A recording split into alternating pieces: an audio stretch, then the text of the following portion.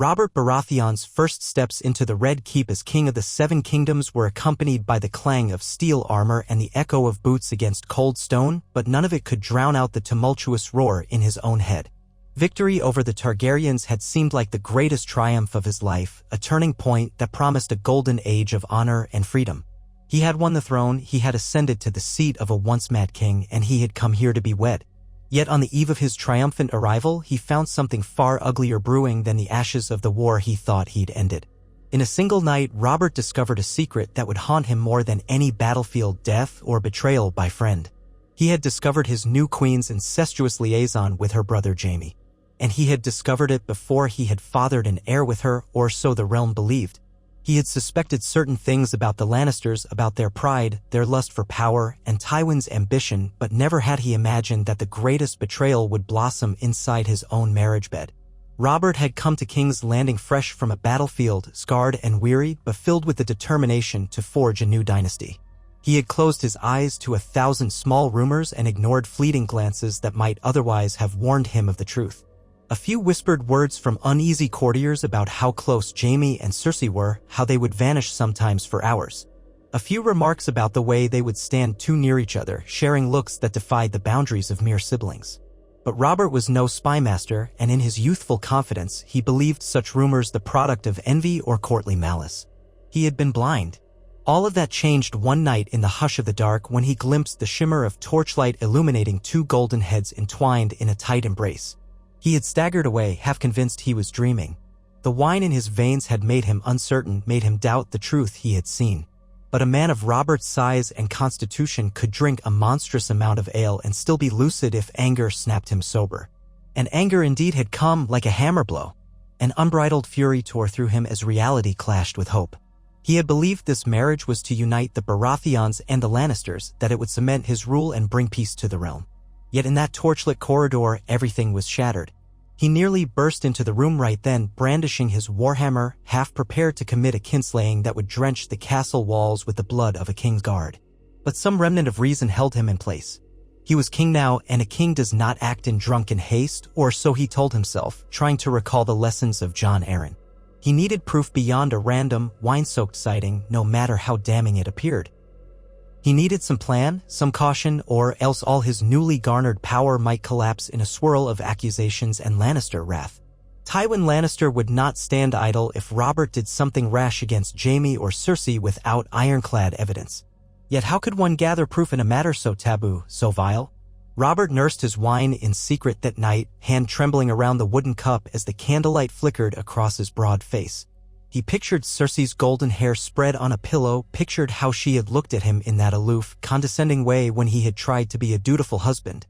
They were newly wedded, and already she seemed absent from their wedding bed, her eyes never meeting his in earnest. His mind replayed every cold exchange he'd endured from her, every attempt at closeness that had been dismissed with a steely glance. And he remembered, too, the way Jaime Lannister's eyes had so often followed him at court as though measuring a man for strengths and weaknesses. That watchfulness had always set Robert's teeth on edge, but he had dismissed it as a natural tension between a king and his king's guard. Now he realized it was the look of a man who guarded a far more personal secret. For 3 days after that discovery, Robert studied the twins in silence, watching for any clue that might confirm or deny. Their body language, their words, the suspicious glances that passed between them. He held back his storms of rage. To any onlooker, Robert Baratheon's booming laughter and body jokes remained unchanged. But inside, he was a cauldron about to boil over. Finally, on the third night, the gods gave him confirmation. He followed them again, this time armed with his warhammer but determined to keep silent unless he was absolutely sure. And sure enough, behind a locked door in a remote wing of the keep, the vile truth confronted him again. There could be no doubt. In that moment, Robert Baratheon's heart felt as though it had been flayed by 1,000 invisible knives. He stalked away in a haze of fury and heartbreak, staggering into his own bedchamber where, for once, the wine in his decanters was left untouched. He could not taste anything through the bitter tang in his mouth, the taste of betrayal. He slumped onto the mattress, staring blankly at the cold hearth, hearing nothing but his own heart pounding in his ears. Morning brought a fresh wave of clarity and a renewed savage anger. But King Robert knew he could not simply stride into the royal hall and fling the accusation at his bride. He might be strong, a proven warrior, and the realm might have accepted him as their rightful king, but the Lannisters remained powerful. Tywin Lannister was still Warden of the West, commander of a great host, and a man whose gold bought the loyalty of half the realm. If Robert thundered out the charge, it might provoke another war, and the realm, still bleeding from Robert's rebellion, might not survive a fresh cataclysm. More to the point, people would demand proof. Accusations of incest would be unthinkable to the average lord or peasant. As monstrous as it might be, why would the queen and her twin brother commit an act so vile and risk everything? Many would suspect Robert's claims a drunken delusion or an attempt to rid himself of a Lannister bride. So he steeled himself. If he had to hold this secret for a time, by the gods, he would. Let the Lannisters believe they'd hoodwinked him. Let them believe he was nothing but a bumbling usurper who liked his cups too well. And in the shadows, he would see justice done. Yet how? He had never been one for cunning. He preferred to smash his enemies on the battlefield. Subtlety and guile belonged to the likes of Littlefinger, Varys, and the Spymasters. But if Robert had learned anything from the rebellion, it was that forging alliances carefully could make all the difference. He chose his first confidant. Jon Arryn, the man who had raised him, and Ned Stark, the man who had brokered their rebellion. Jon was no fool, and though he rarely betrayed emotion, Robert trusted in his counsel. On the night he confided in Jon, the king sat close to his father figure, the only man he believed might remain loyal beyond question. In hushed tones, his voice thick with the old accent of Storm's End, Robert told the tale of what he had seen. Jon Arryn's face, normally stoic, seemed to pale. He had known the Lannisters were dangerous. He had worried about Tywin's ambitions since the day of Robert's coronation. But incest between the Queen and the Kingsguard was beyond even his darkest suspicions. "Your Grace," Jon whispered in that even, measured voice, "this is a dire matter. If you speak it aloud, it would not only destroy the Queen but might provoke a civil war that dwarfs what we have already endured." Robert stared at him, jaw set and eyes blazing. "I won't sit idle while that whore makes a mockery of me. They're laughing at me, Jon. She and her brother, laughing at the fool of a king. I'll not have it." Jon Arryn placed a hand on Robert's massive forearm, as if trying to quell the storm that brewed. "I do not ask you to do nothing, Your Grace, but I urge caution. We must gather proof so that there can be no denial. If you have but your word and the rumor of your sighting, Tywin Lannister could call it slander and half the realm might join him in outrage. We have the Warhammer and we have gold, but the Lannisters have gold as well, and cunning." Robert grunted, hating that the words were true. He thought of Tywin, that tall lord who seldom spoke, whose green eyes seemed to hold bottomless judgment. Robert wanted to smash everything the man held dear, but rage alone would not see it done. "You're right," Robert said at last, letting the tension drain just enough that he could think. They spent hours discussing how to verify it, how to act on the knowledge without plunging the kingdom into open bloodshed. By the time dawn came, a plan of sorts had formed, though it was more a scattering of possibilities. Jon Arryn would quietly leverage his network to gather any whisper or sign that might confirm the Queen's betrayal. Meanwhile, Robert would remain outwardly unaware, or as unaware as he could manage. He would continue to share meals with Cersei, make the occasional public show of spousal unity, and carry on as if nothing were amiss. How Robert hated it! Deception in the open was never his way. He had always met his foes face to face, hammer in hand, delivering justice in the thick of battle. Yet those days were behind him. A king had to consider consequences. He found himself torn between wanting to snap Jaime's neck in front of all the court and wanting to plot 1,000 private torments for both the siblings. He knew at some point, though, an explosion would come.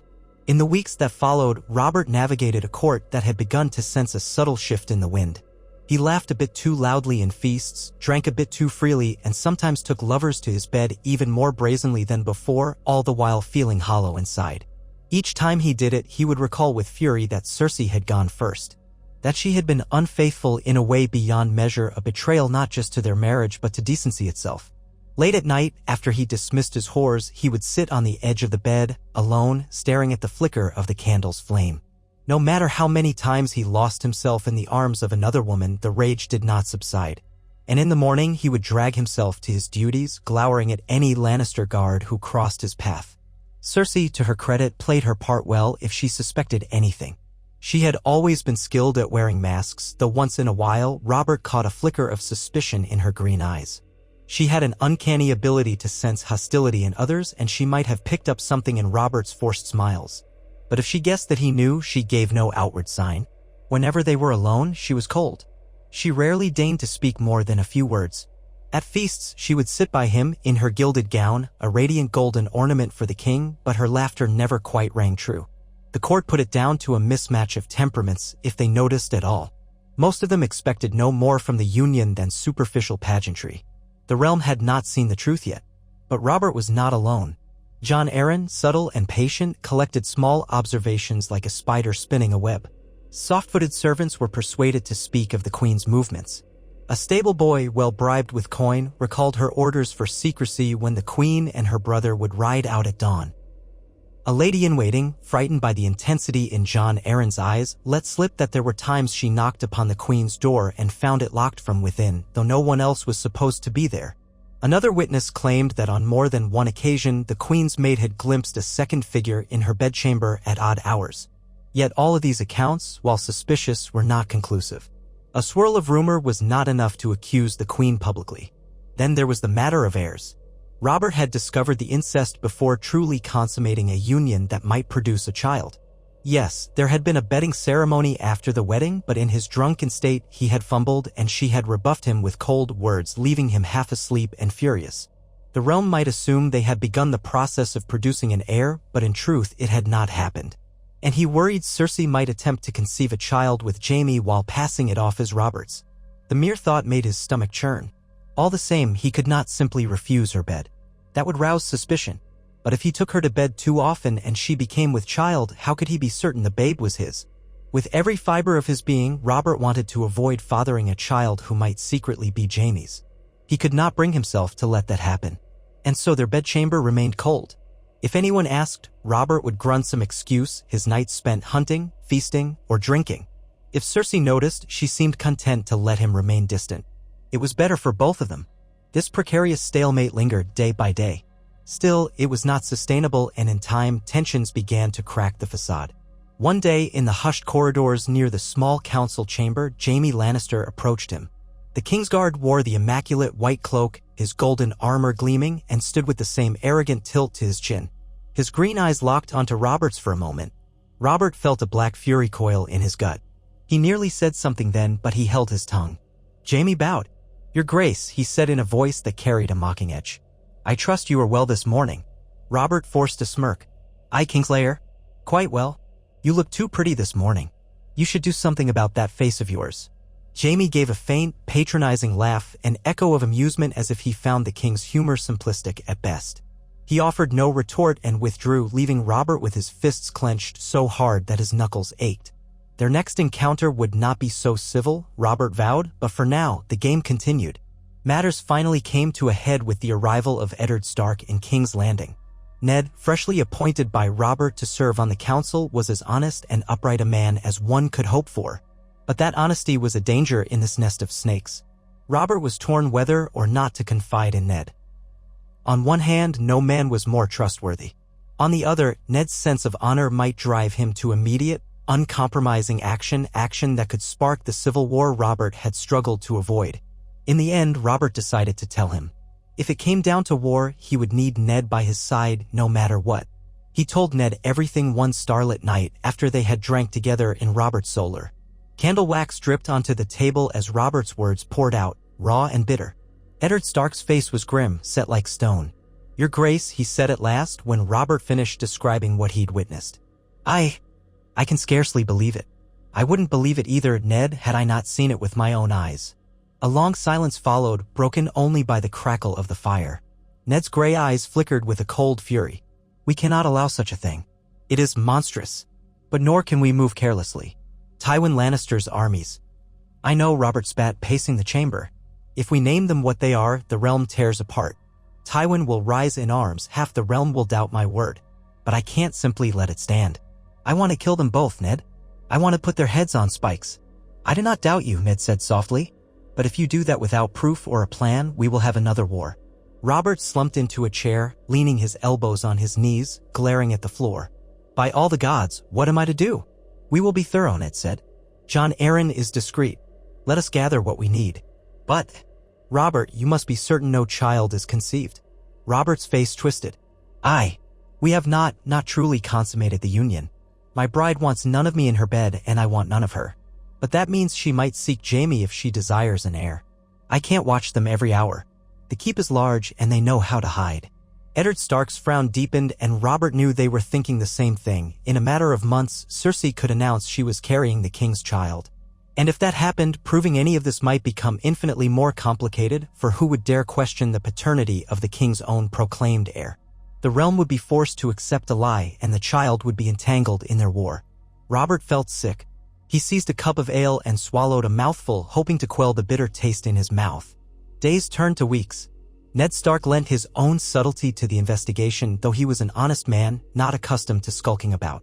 Jon Arryn continued to collect fragments of gossip, and quiet rumors trickled in from the castle staff. Meanwhile, Robert simmered, forced to smile and nod in public, to greet Tywin Lannister on occasion with a semblance of courtesy when the powerful lord visited court. He even sat through a grand feast with the lion banner displayed proudly while Cersei glowed in her golden gown, Jaime at her back, the Kingsguard's white cloak a silent statement of virtue. It felt like a twisted performance, a vile pageant of illusions. At last, one dawn, Jon Arryn came to Robert's private solar with a trembling look that belied his normally composed visage. He set a sheaf of parchments on the table, sealed with multiple ribbons, and told Robert in a measured but urgent voice, "Your Grace, we have something that might be decisive.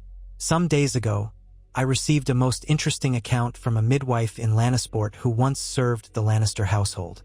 She claims to have attended the birth of 2 stillborn children said to be fathered by Tywin's younger son. But the mother was unnamed. The timing was odd, and the hush around these births was extensive. She suspected the mother was a close kin.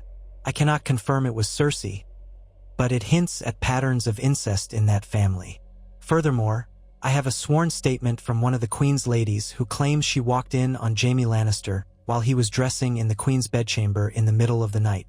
She is frightened to speak out, but she has told me enough that I believe we can force a confession." Robert felt his chest tighten. "Are you sure?" "She was quite convincing," Jon said. "She only spoke to me after much persuasion, but I have her testimony. She asked for anonymity, but if pressed, I believe she would reveal the truth in a formal setting. We also have some corroborating details from the logs of the castle guard. Combined, it could be enough to level a case." Robert rose to his feet, expression grim. This was it. They had enough to fling open the gates of scandal and see the Lannisters undone. But the consequences... "If we do this now, Tywin will muster his forces," Robert said. Jon nodded. "Indeed he might, but if we keep waiting, we risk far worse. If your queen becomes pregnant, or if the truth leaks through other channels, you lose the advantage of surprise." Robert's voice came out as a growl. "Then we act. We act swiftly and with the full force of the crown." Eddard, who was standing near, folded his arms. "We will need to be careful how we seize them. If Jaime suspects we're onto him, he might flee. Cersei could vanish into Casterly Rock. We must isolate them." Robert barked. "Then I'll see that the city guard is under my command, not the gold cloaks who can be bought by Lannister gold. I'll bring in men I trust, my own sworn swords from Storm's End." Jon Arryn and Ned Stark exchanged looks, and though they were both uneasy, they nodded. That same day, the three of them laid plans to handle the matter discreetly. Robert wanted to storm straight into Cersei's quarters, warhammer in hand, but they convinced him to allow a slightly more measured approach. The monarchy itself needed to appear just not a drunken tyrant on a rampage. So they prepared to bring formal charges on paper sealed with the king's authority. They would arrest Jaime and question him, while Cersei would be confined pending a public inquiry. Robert wanted to make an example of them, no illusions, no quiet hush. He wanted the realm to see their treachery so that no one would dare question his action against House Lannister. The fateful day dawned gray and ominous, clouds heavy over King's Landing. Robert scarcely slept the night before, adrenaline roiling in his blood. He donned the black armor he had worn at the Trident, a grim echo of the days of rebellion. He wore no crown, but he carried his warhammer strapped across his broad back, a statement more than a weapon. And by his side marched a dozen men from Storm's End, each one sworn to House Baratheon beyond any gold Lannisters could offer. He had arranged for Jaime to be summoned to the throne room on the pretense of new appointments among the King's Guard. The rest of the city was none the wiser, going about their daily business. The gold cloaks at the gates, unsuspecting, let the Storm's End men pass in small groups, believing them to be routine reinforcements for the crown. Meanwhile, Ned Stark commanded a modest contingent from the north, men he had handpicked from among those still in the city after the rebellion. They waited in strategic locations around the Red Keep. Robert sat on the Iron Throne, that monstrous seat of swords hammered into a throne by Aegon centuries before, and waited for Jaime Lannister to appear. Cersei, to his gratification, was already present, perched at the Queen's dais, looking bored. He had insisted she attend, disguising it as a simple court business. Her green eyes flickered with annoyance at the dull proceedings. Robert kept up the charade, listening to a minor lord petition about farmland disputes. The entire time his heart pounded. At last, a side door opened and Jaime Lannister strode in, flanked by two of his fellow King's Guard. He wore the white cloak, gilded armor beneath, and that trademark swagger. His gaze swept the throne room, and Robert thought he caught the slight narrowing of Jaime's eyes, as if the Kingslayer sensed the tension in the air. Cersei straightened, too, her posture going rigid, perhaps reading something in Robert's expression. She started to stand, but Robert's voice rang out, "Stay, my queen. We have business to address." She lowered herself back onto her seat, though her face held a new wariness. Jaime advanced until he was near the throne, then stopped. "Your Grace," he said. Robert gripped the arms of the Iron Throne. He could feel the jagged metal pressing against his back.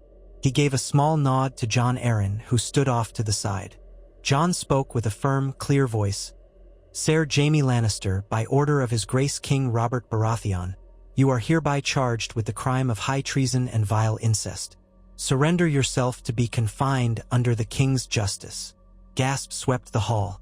One of the King's Guard at Jaime's side reached for his sword, only to be confronted by the ring of Storm's End men who sprang forward with steel bared. Jaime's eyes burned. He made no attempt to kneel. Instead, he stared up at Robert with quiet fury. "What madness is this?" he demanded. "Incest? With who?" Robert forced himself to stand, standing tall despite the swirling tension that threatened to break into chaos. "With your twin sister, my queen." The words resounded through the hall. The courtiers who were present clapped hands over their mouths or let out cries of shock. Some turned white as ghosts. A hush followed, and then murmurs like the rumble of distant thunder. Cersei rose abruptly. "Lies," she spat. "This is madness. How dare you accuse your own wife?" "Enough," Robert roared. His voice boomed off the stone walls, silencing all. "I have seen it with my own eyes, and I have witnesses." He gestured sharply, and an attendant ushered in the trembling lady-in-waiting, escorted by two Storm's End guards. Jaime's hand hovered near his sword hilt, but he saw the circle of men with steel ready. Even so, his expression was murder. His eyes flicked to Cersei, and Robert saw panic there for the first time. Cersei's face contorted in rage, and she glared at the poor lady-in-waiting, who could not even lift her gaze from the floor. Jon Arryn spoke again. "The queen is also charged with treason, for betraying the king and endangering the succession of the realm. She will be taken into custody." There was an eruption of voices. Some men bellowed denial, others rushed for the exits. The King's Guard looked to Jaime, uncertain. A hush came as Robert hoisted his warhammer in one hand, leveling it in Jaime's direction. "Submit," Robert commanded, "or die where you stand." Jaime stood taut as a drawn bowstring. He glanced at Cersei, whose face was twisted in fury and fear, then back at Robert. "I do not acknowledge these false charges," he said, but he let his hand drop from the sword. Two of Robert's men seized him, pulling his arms back, wrestling him to the ground until he was forced to his knees. Another group advanced on Cersei. She hissed like a cat, but there were too many. They clasped her wrists, pressing them behind her back. Her emerald eyes locked on Robert with a hatred that seemed to burn hotter than dragon flame. "You will pay for this," she snapped. "You have no idea." "My father." "I welcome his fury," Robert snarled back, though inside he knew the realm might soon drown in blood. "Take them away." What followed was a chaos of confused courtiers, outraged exclamations, and quickly penned messages racing from the Red Keep to all corners of the city. Robert ordered Jaime to be confined in a secure tower under heavy guard.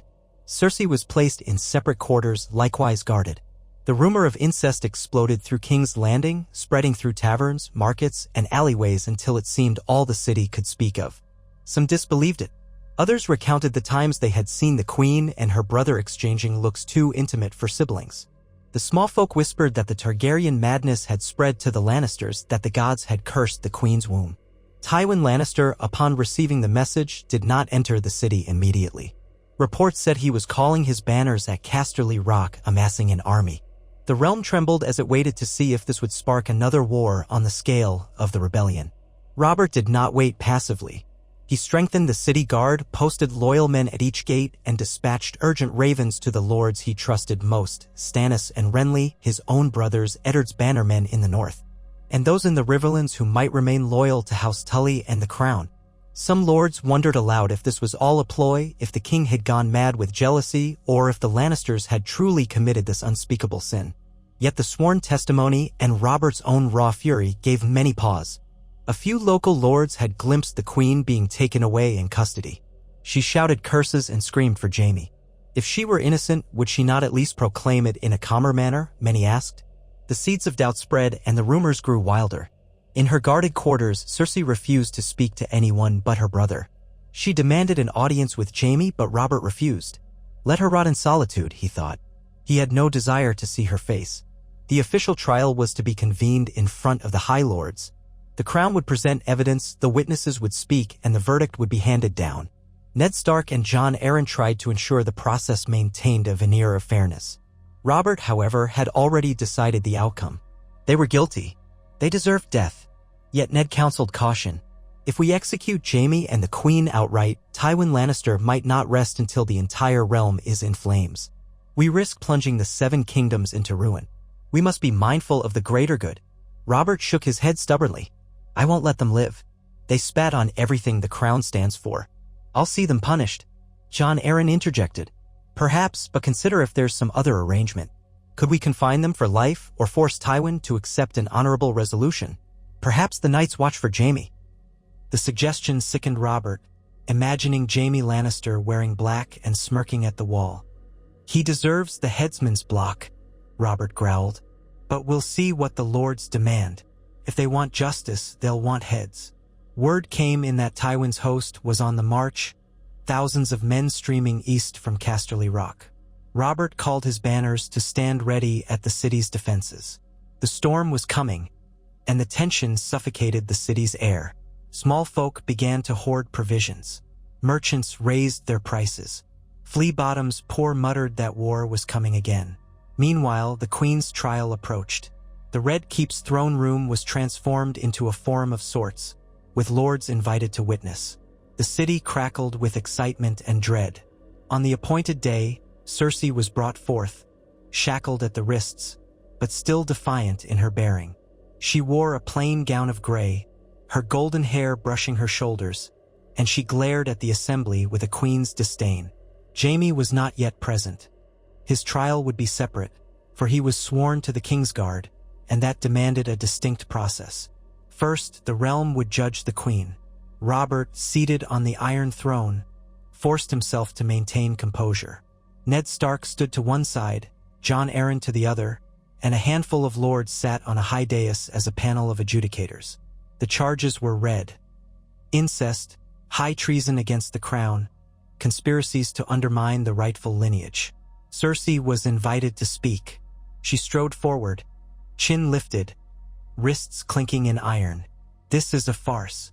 My husband is a brute and a drunk, and he has contrived these charges to rid himself of me. I deny all of it. Her voice rang with absolute conviction, cold and cutting. Some in the hall stirred, for the sight of the queen in chains was startling indeed. Then the first witness was called, the lady-in-waiting. Pale as milk, the woman recounted how she had come upon Sir Jaime Lannister in the Queen's chambers, how she saw him hurriedly donning his breeches. She insisted the Queen had locked the door from the inside. Then the stable boy told of the dawn rides, the secrecy. A gold cloak came forward, stammering about how many times the Queen and Jaime had ordered him to bar the corridor when the two were alone. Over and over, small details painted a damning portrait, though none of it was the vivid, direct proof Robert himself had witnessed. He had no intention of standing up to declare he had seen them in the act. No need for that humiliation and shame. Their other testimonies were enough. Cersei's defense was feeble, mostly denials and attempts to discredit the witnesses. She called them paid liars and spat that Robert had used the crown's gold to bribe them. She demanded her father be present. She demanded a champion for trial by combat, but Ned Stark denied the request, claiming the matter was too grave to be settled by arms alone. The High Lords concurred. This was an offense against the realm, and they would not settle it with steel in a pit. It did not take long for a verdict. The assembled lords voted, each one a bit uneasy, but the evidence was compelling enough. Despite her beauty and the power of House Lannister, Cersei stood condemned. Robert, upon hearing the pronouncement of guilt, felt an almost numb shock. It was one thing to dream of punishing her, quite another to see it come to fruition. She was no longer just a cold, hateful presence in his life. She was a woman about to face the noose or the block. Part of him still remembered the day she arrived in her regal finery, the day he had married her. Now all that was gone. Cersei's head whipped up to glare at him as the final pronouncement was made. Her emerald eyes shimmered with tears of rage, but also something else, perhaps a flicker of fear. Robert gazed down from the Iron Throne, his face like carved stone, giving no mercy in his stare. "By the laws of the realm," Jon Arryn said in a somber tone, "Cersei Lannister, you stand condemned of incest and treason. The penalty is death. Unless, by the king's grace, another punishment is deemed fit." Silence hung. Robert was meant to speak now, to decide if the sentence would be carried out, commuted, or replaced by some alternate form of punishment. Many in the hall craned forward, hearts hammering. Cersei's lips trembled. Robert's jaw clenched. He had not told anyone of his final decision. He looked at Cersei, and for an instant, he recalled all the betrayals, her mockery, her scorn, her vile secret with Jaime. Then his gaze swept the hall and took in the wide eyes of the watchers. "No mercy," he said, the words echoing. "She shall die." A collective gasp sounded. Cersei let out a cry of sheer fury. "You are no king," she shrieked. "You are a pig wearing a crown. My father will burn you alive." "You!" Two guards seized her, cutting off her tirade. Some in the hall looked uneasy. Others nodded solemnly, as if convinced that justice had been served. Robert felt a cold satisfaction. The realm would not be plagued by her a moment longer. Let Tywin come with all his armies. Robert had bested a Targaryen host. He would face the Lannisters if he must. In the days that followed, Robert debated whether to hold Jaime's trial or just have him executed. Ned pressed for a formal trial. "We must maintain the appearance of justice," Ned insisted. "If we appear to descend into tyranny, half your allies will waver." Robert grunted agreement. He had come this far. It was best to show at least the semblance of fairness. But deep down, he had no doubt Jaime would be found guilty as well, and the sentence would match. Word came from the west that Tywin's host was less than a fortnight away, pressing onward. An envoy arrived at the gates of King's Landing bearing a banner of truce. He was admitted to the Red Keep, where he delivered Tywin Lannister's ultimatum to Robert, Ned, and Jon Arryn. Release Jaime and Cersei immediately, and grant them full pardon, or the city would be besieged. The envoy was not a Lannister but a minor lord sworn to the Rock. He tried to remain neutral, but Robert could see his fear. The man knew that delivering this message might be akin to delivering a declaration of war. Robert did not hesitate. "Tell Lord Tywin that if he means to free traitors, let him come and break his teeth on our walls." I have all the realm behind me, and I will not yield." With that, the envoy departed, and the war drums began to beat.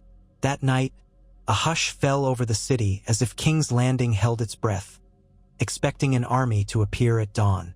The tension was palpable. People prepared to flee, packing wagons and heading south. The Goldcloaks tried to maintain order, but more and more, it was Robert's loyal men from Storm's End who kept the peace, along with Ned Stark's Northerners. Already, ravens had flown to the Vale, to the Riverlands, to the Reach. The realm was dividing along old lines. Some lords who had once been loyal to Targaryen turned to see how they might exploit the chaos. But the majority, it seemed, were reluctant to side openly with Tywin.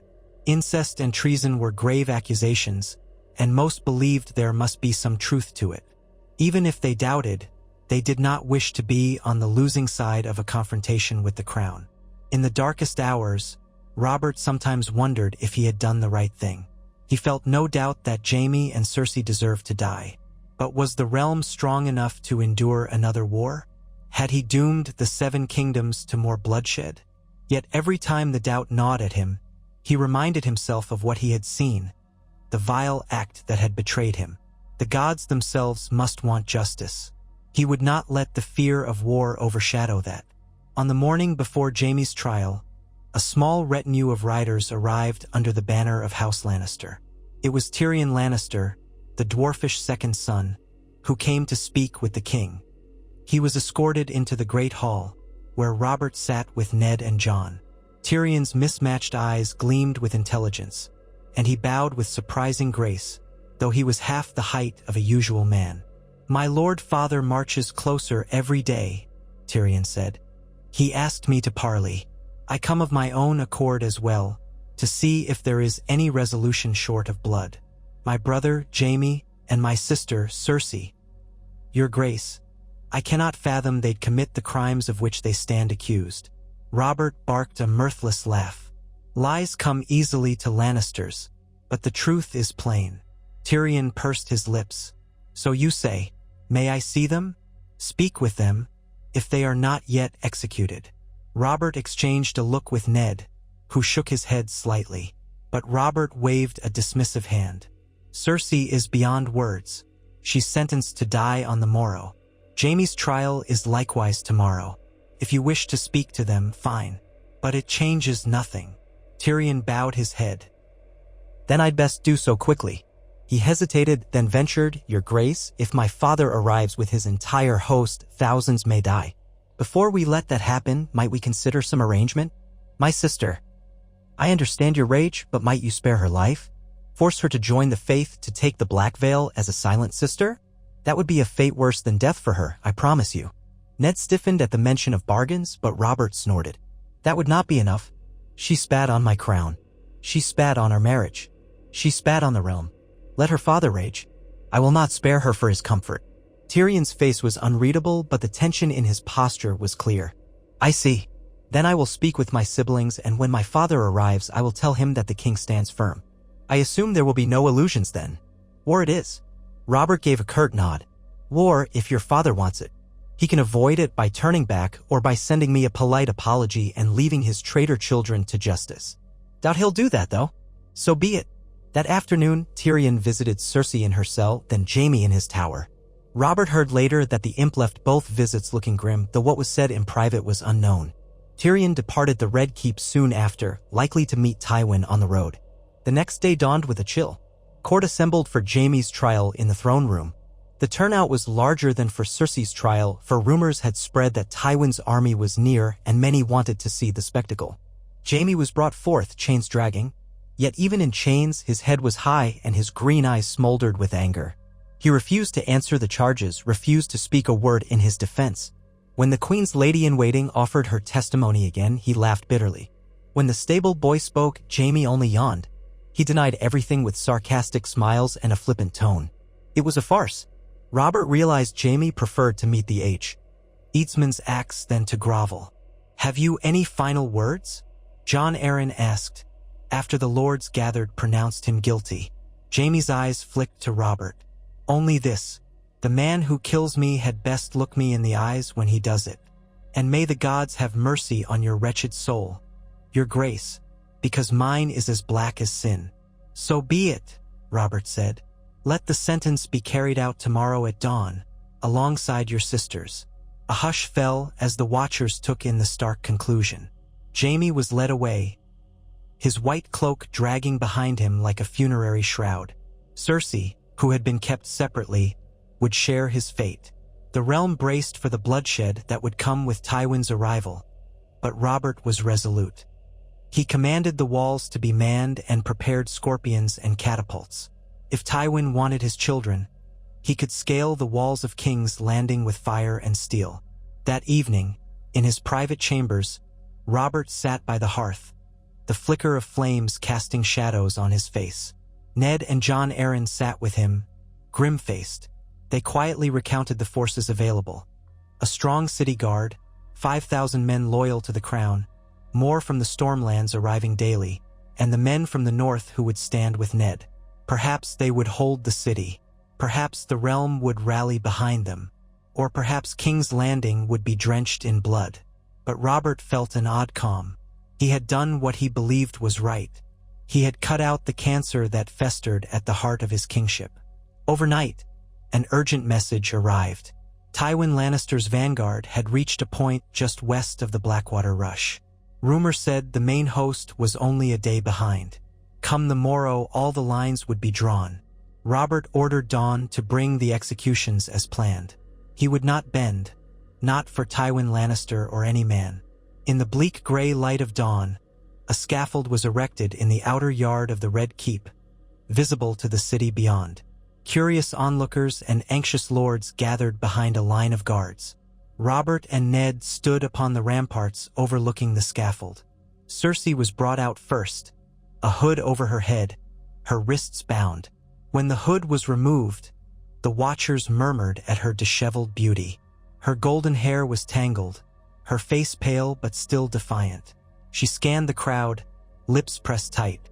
Then Jaime was brought forth, likewise bound. He still managed a haughty sneer as he was prodded toward the block. A royal headsman stood ready. The castle septon offered them a chance to speak final words. Cersei spat at him, refusing to kneel or pray. Jaime looked up at the ramparts, locking eyes with Robert for a moment. Then, in a clear, surprisingly calm voice, Jaime said, "Long live the king." It was impossible to tell if the words were mockery or not. Robert stood, hands gripping the stone battlement, expression grim. No horns blared, no drums. The headsman raised his axe. The hush was absolute. In a swift, brutal moment, he brought it down. Cersei's head rolled to one side. Gasps and shrieks rose from the crowd. Blood spread dark on the platform. Jaime Lannister let out a ragged breath as if a part of him died with Cersei in that instant. Then, before the watchers could react, the headsman seized him, forced him down. Jaime looked skyward as though defying the gods themselves. The axe whistled. A dull thud followed, and Jaime's body slumped beside his sister's. And thus, in the dawn light, the queen and her brother were gone. The watchers recoiled, some crossing themselves, others turning aside in horror. Robert stared down, his face devoid of expression. He felt no joy, no catharsis. Only a heavy emptiness. The Lannister twins were dead. The monstrous betrayal had been avenged. But what now? Even as the scaffold was cleared, distant horns sounded beyond the city walls. Tywin's army was near. The tension in the city thickened with every passing moment. From the battlements, one could see dust clouds rising along the roads. Banners of crimson and gold fluttered in the wind. Thousands upon thousands of men approached. They likely did not yet know their lord's children had been executed, or if they did, their outrage would be unstoppable. By midday, the Lannister vanguard formed a perimeter across the river from King's Landing, setting up lines that threatened to encircle the city if reinforcements did not arrive in time. Robert ordered the gates shut, the walls manned, and prepared for a siege. Ravens flew from the Red Keep, bearing messages to any ally who might still be uncertain. The king stands for justice, the letters read. The Lannisters stand for incest, treason, and tyranny. Some would believe it wholeheartedly, others might doubt or wonder if Robert had gone mad with revenge. Tywin Lannister arrived in the afternoon, taking command of the host in a disciplined fashion. No attempt was made to storm the city immediately. Rumor was that Tywin wished to parley, to demand the release of his children. but the children were already dead. When a messenger from the walls conveyed that news, a stunned silence fell across the Lannister ranks. The messenger described seeing Tywin's face go white, then red with fury before settling into a mask of unreadable calm. He said nothing, turned away, and presumably retreated to his pavilion. That night, bonfires glowed across the Lannister camp. Tension buzzed through the city. No one slept easily. Robert, in the Great Hall, paced back and forth, warhammer in hand. "He'll assault at dawn," Robert muttered. "He has no reason to wait." Ned looked weary. "He might attempt a siege. Starve us. But the city is large and we have resources. And he knows your men from the Stormlands might still arrive in force, along with others. A siege could trap him between our walls and the possibility of relief forces." Jon Arryn added, "We must be prepared for cunning. He might not rely on a simple frontal assault. He might have allies within the walls, spies among the Goldcloaks. Tywin Lannister is not a fool." Robert slammed a fist on the table, rattling cups. "Let him come. We'll feed him steel." Inside, though, he was uneasy. Tywin was a formidable strategist. He had proven it in the past. Yet Robert held the city, and the city's walls were strong. Perhaps that would be enough. Come sunrise, Tywin Lannister's banners stirred. Scouts on the wall reported a bustle of movement, lines forming, knights mounting. The watchers braced for the horns of war. But to the astonishment of many, the Lannister host did not surge forward. Instead, it shifted, repositioned. By midday, word reached Robert that Tywin's forces had partially withdrawn from their forward positions. It seemed they were pulling back westward, setting up a new camp further from the city. "What is he doing?" Robert demanded. "He brings an army to our gates, then just sits back?" Ned shrugged. "He might be awaiting reinforcements, or perhaps he wants to entrench for a long siege. He might try to blockade the roads rather than storm the walls." Robert growled, frustrated by this waiting game. The day stretched on with no direct confrontation. By nightfall, a second envoy came from Tywin's camp. The man had trembling lips, as if terrified. He was brought before Robert, Ned, and Jon Arryn in the throne room. The envoy bowed low. "My lord, your grace, Lord Tywin bids me say that there shall be no assault, no siege, if you will grant him a concession." "Speak plainly," Robert snapped. "Lord Tywin demands the return of his children's bodies," the envoy said. He wishes to bury them at Casterly Rock. He also demands that no further harm come to House Lannister. In return, he will not storm the city. This day, Robert felt his anger spike at such demands, but it was also an opportunity to avoid immediate carnage. Jon Arryn gently touched Robert's arm. "Let him have the bodies," Jon murmured. "We have no use for them, and it may buy us time to strengthen our position." Robert was in no mood for courtesy to Tywin Lannister, but neither did he have any reason to withhold the corpses. He nodded curtly. "Take them, but let Tywin know we stand ready if he tries anything else. The day he tries to cross these walls, we will fight to the last man. The incest of his children has cost them their lives. He can bury them in whatever gold-laden tomb he wishes." The envoy stammered his thanks and fled. Soon enough, a small group of Lannister retainers arrived under a flag of truce, collected the bodies, and departed in grim silence. The city watched from the walls, uncertain if they would soon be under siege or if some uneasy truce might hold. Robert prayed the realm's lords would hurry to his side. War seemed inevitable. Over the next week, Tywin's host encamped a short distance from the city, blocking roads but not closing them off entirely. Messengers scurried in and out. Tension remained high, but no catapults were constructed, no attempt was made to storm the gates. Rumors spread that Tywin was rethinking his approach. Perhaps the horrifying truth of Cersei and Jaime's incest had shaken him. Perhaps he recognized how the realm might not rally to his cause. Some even whispered that Tywin, having lost his golden twins, might no longer care for war, that he was racked by private grief. Robert found that unlikely, for Tywin Lannister was not a man governed by emotion. Still, day after day, no battles began. Instead, negotiations started to take shape. Littlefinger, that sly master of coin, ventured to Tywin's camp under a white banner, presumably to parley. He returned with the suggestion that Tywin might stand down if certain concessions were made, if certain lands or titles were offered to House Lannister, if the crown would renounce any vengeance upon the rest of the family. Robert nearly exploded at the notion of paying Tywin off. But Jon Arryn and Ned Stark urged him to consider the cost in blood if a full-scale war broke out. "You have no heirs, Robert," Ned reminded him quietly. "If you fall in battle, the realm is truly thrown into chaos. Consider forging peace if it can be done without dishonor." Robert wrestled with these choices, feeling pulled by pride and by the realm's best interest. His hatred for the Lannisters was bone-deep, but if forging a stable kingdom required a show of leniency toward Tywin's extended family, he might consider it. But he would never regret the execution of the twins. No matter what illusions Tywin concocted, the incest was proven. They deserved to die. Some days later, Tywin sent another envoy, this time requesting formal negotiations with the King's Hand, Jon Arryn, and Ned Stark. Robert allowed it. He was done with subtlety and cunning, but he recognized the need for a settlement that wouldn't tear the kingdom apart. The war that had seemed certain might yet be averted if Tywin was satisfied. Or if not satisfied, at least cowed. In a private tent outside the walls, Jon Arryn and Ned Stark met with Tywin Lannister, who arrived in armor chased with gold, flanked by a small retinue.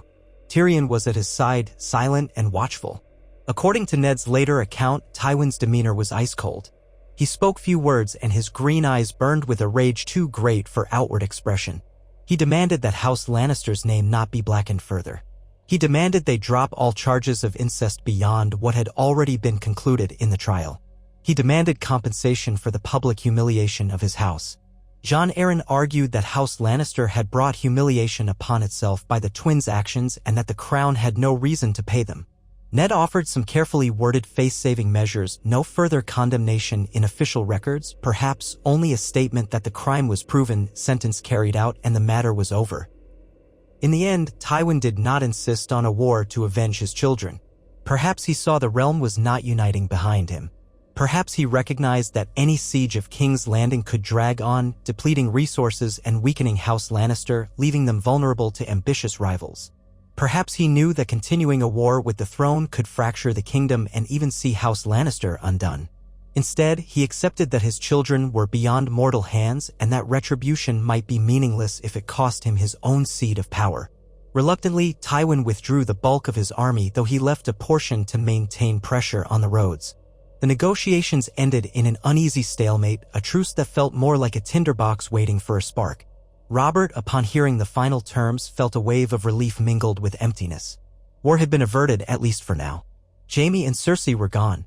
Tywin Lannister slunk back to Casterly Rock with wounded pride, and the realm might limp on.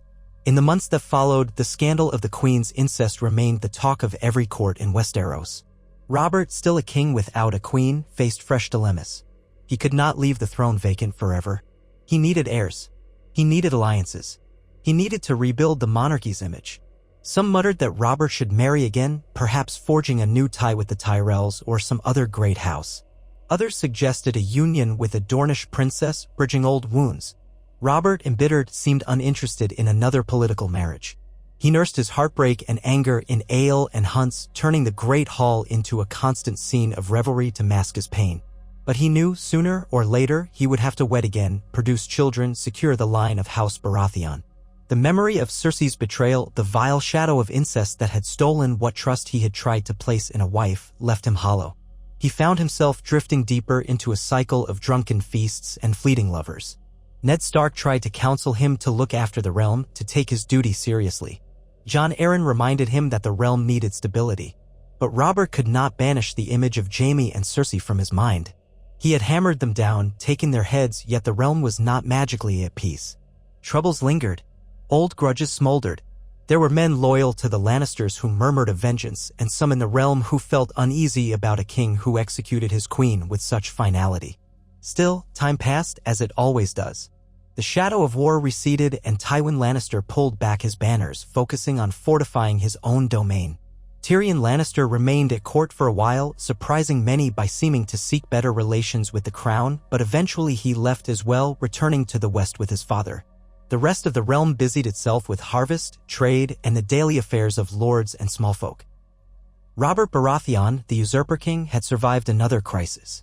He had exposed the incest of the Lannister twins before they could father any false heirs and so avoided the heartbreak and confusion of raising children who were not his own. But the price he paid was steep.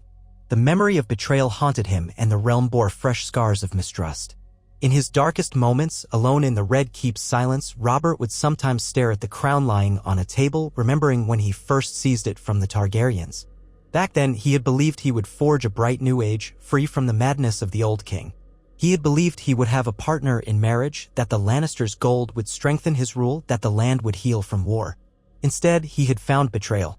And though he was still on the throne, though he had crushed the vile secret in its cradle, he wondered if his reign would ever truly escape the shadow of violence and suspicion. A hush would fill his chambers. He would think of Lyanna Stark, the love that had once fueled his rebellion, the hope that had turned to ashes when she died. In that hush, he realized that no matter how many wars he won, no matter how many betrayals he stamped out, he could never bring back that innocent, hopeful man who had dreamed of a life without treachery. He had discovered the truth behind Cersei and Jaime before they spawned a line of illegitimate heirs. He had stopped one monstrous injustice, but at the cost of a bloody rift with House Lannister that would echo for years. It was a victory of sorts, though it felt hollow. A necessary blow struck in the name of justice. A victory overshadowed by ghosts. He drank another cup of wine. The ghosts remained silent and judging. And Robert Baratheon, first of his name, king of the Undulls and the first men, sat alone, hammer at his side, battered crown glinting under the torchlight, a conqueror who wondered if perhaps the cost of victory was always this steep. And if it ever truly ended. The day after Cersei and Jaime's execution dawned gray and bitter. The smoke of the city's morning fires drifted in the chill wind as King's Landing rose to face a new reality. The queen was gone, her brother with her, and the power of House Lannister lingered in uneasy stalemate outside the gates. Despite the faint relief that came from knowing Tywin's host had partly withdrawn, all of King's Landing remained tense. The small folk watched the horizon each day, half expecting gold and crimson banners to reappear at the edge of the fields, massed for another attack. Rumor and speculation were the city's daily bread. Some insisted the Lannisters would strike again once they mustered more men. Others claimed that Tywin would nurse his vengeance in quieter ways, letting the realm tear itself apart over time. Yet as the weeks passed without a direct assault, many began to wonder if the violence had peaked and would now begin to fade. The small folk whispered that perhaps the death of his two golden children had dampened Lord Tywin's thirst for open battle. Over in the Red Keep, King Robert Baratheon tried to take comfort in that possibility. Each morning he rose to find no horns or drums proclaiming war beyond the gates. He would stand on the battlements with his warhammer in hand, gazing west, his jaw clenched tight as he surveyed the roads snaking away from the city. Only the normal comings and goings of supply wagons met his eyes, along with the occasional group of riders bearing letters from the outlying regions. Sometimes he would see a trickle of Lannister outriders far in the distance, but they kept their distance and did not harass traffic entering or exiting the city. The realm, however, had not found serenity. The very public trials and executions of Cersei and Jaime had scandalized every corner of Westeros. No matter one's loyalties, the fact remained that a queen had been condemned for incest with her twin. Some denounced it as a monstrous tale that proved madness had not been limited to the Targaryens. Others quietly doubted the charges and muttered that Robert Baratheon had grown too fond of wielding his power. And though the evidence had been plain testimonies from the servants, accounts of suspicious behavior, the knowledge that the king himself had seen enough to be certain gossip rarely favored simplicity. Already, traveling singers had begun composing sly and twisted ballads, weaving half-truths and lurid details to shock tavern audiences and roadside throngs. The crown's men tried to silence the worst of these rumors where they could, but words had wings. The scandal soared from Winterfell to Sunspear, from Old Town to the Wall.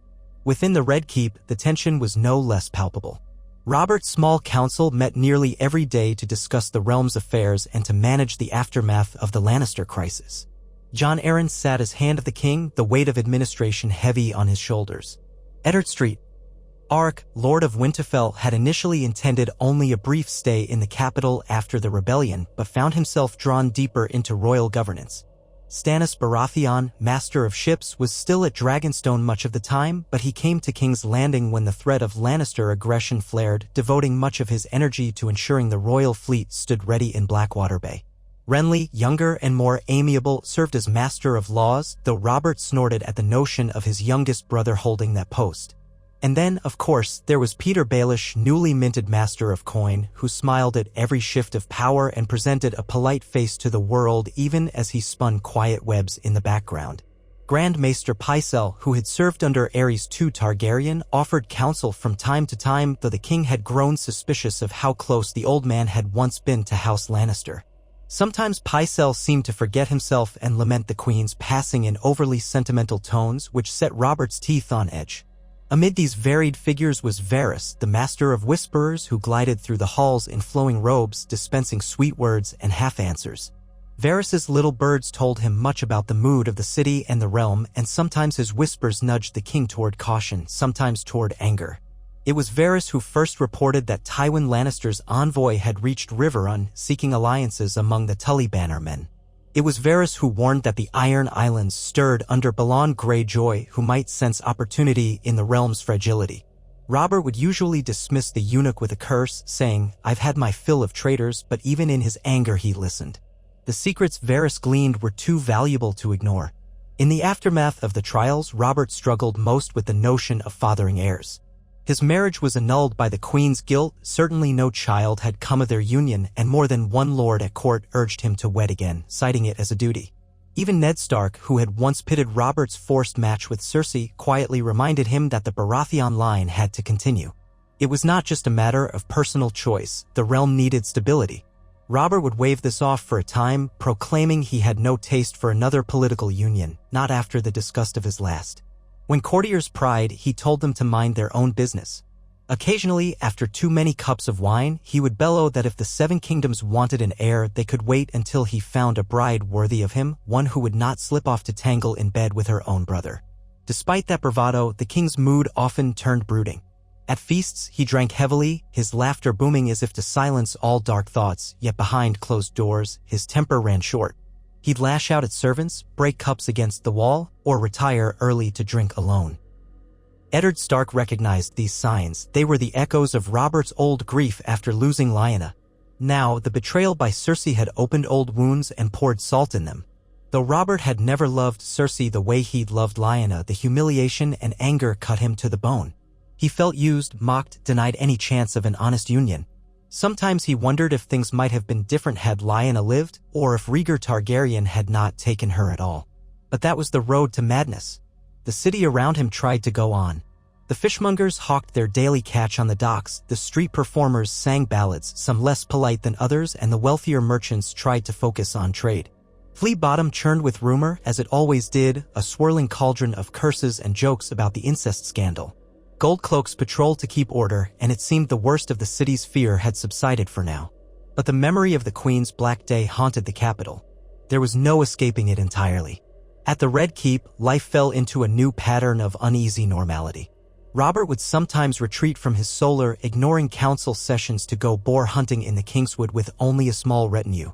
Other times he'd muster the energy to stride into the council chamber, barking orders about road repairs or grain stores, hurling insults at lords who had not yet paid their taxes. His sworn men from Storm's End stood watch over him, loyal and blunt. They made no secret of how they felt about Lannisters. On more than one occasion, the presence of those Stormlands warriors deterred possible trouble in the city streets. Some wilder fans of House Lannister, either genuine supporters or men paid in gold, would occasionally rally near the gates, claiming the queen had been wronged. Any such demonstration was quickly dispersed. The crown had no patience left for that. Even so, Tywin Lannister's partial withdrawal did not equal forgiveness. Lords sworn to the Rock continued to thunder about, sowing doubt among minor houses, sometimes trying to tempt them away from the Baratheon cause. In the Riverlands, House Frey showed new interest in forging ties with the Lannisters, for Lord Walder Frey was always keen to sniff out advantage.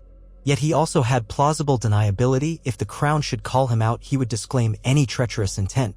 Meanwhile, the Vale remained strong under Jon Arryn. The North stood behind Ned Stark.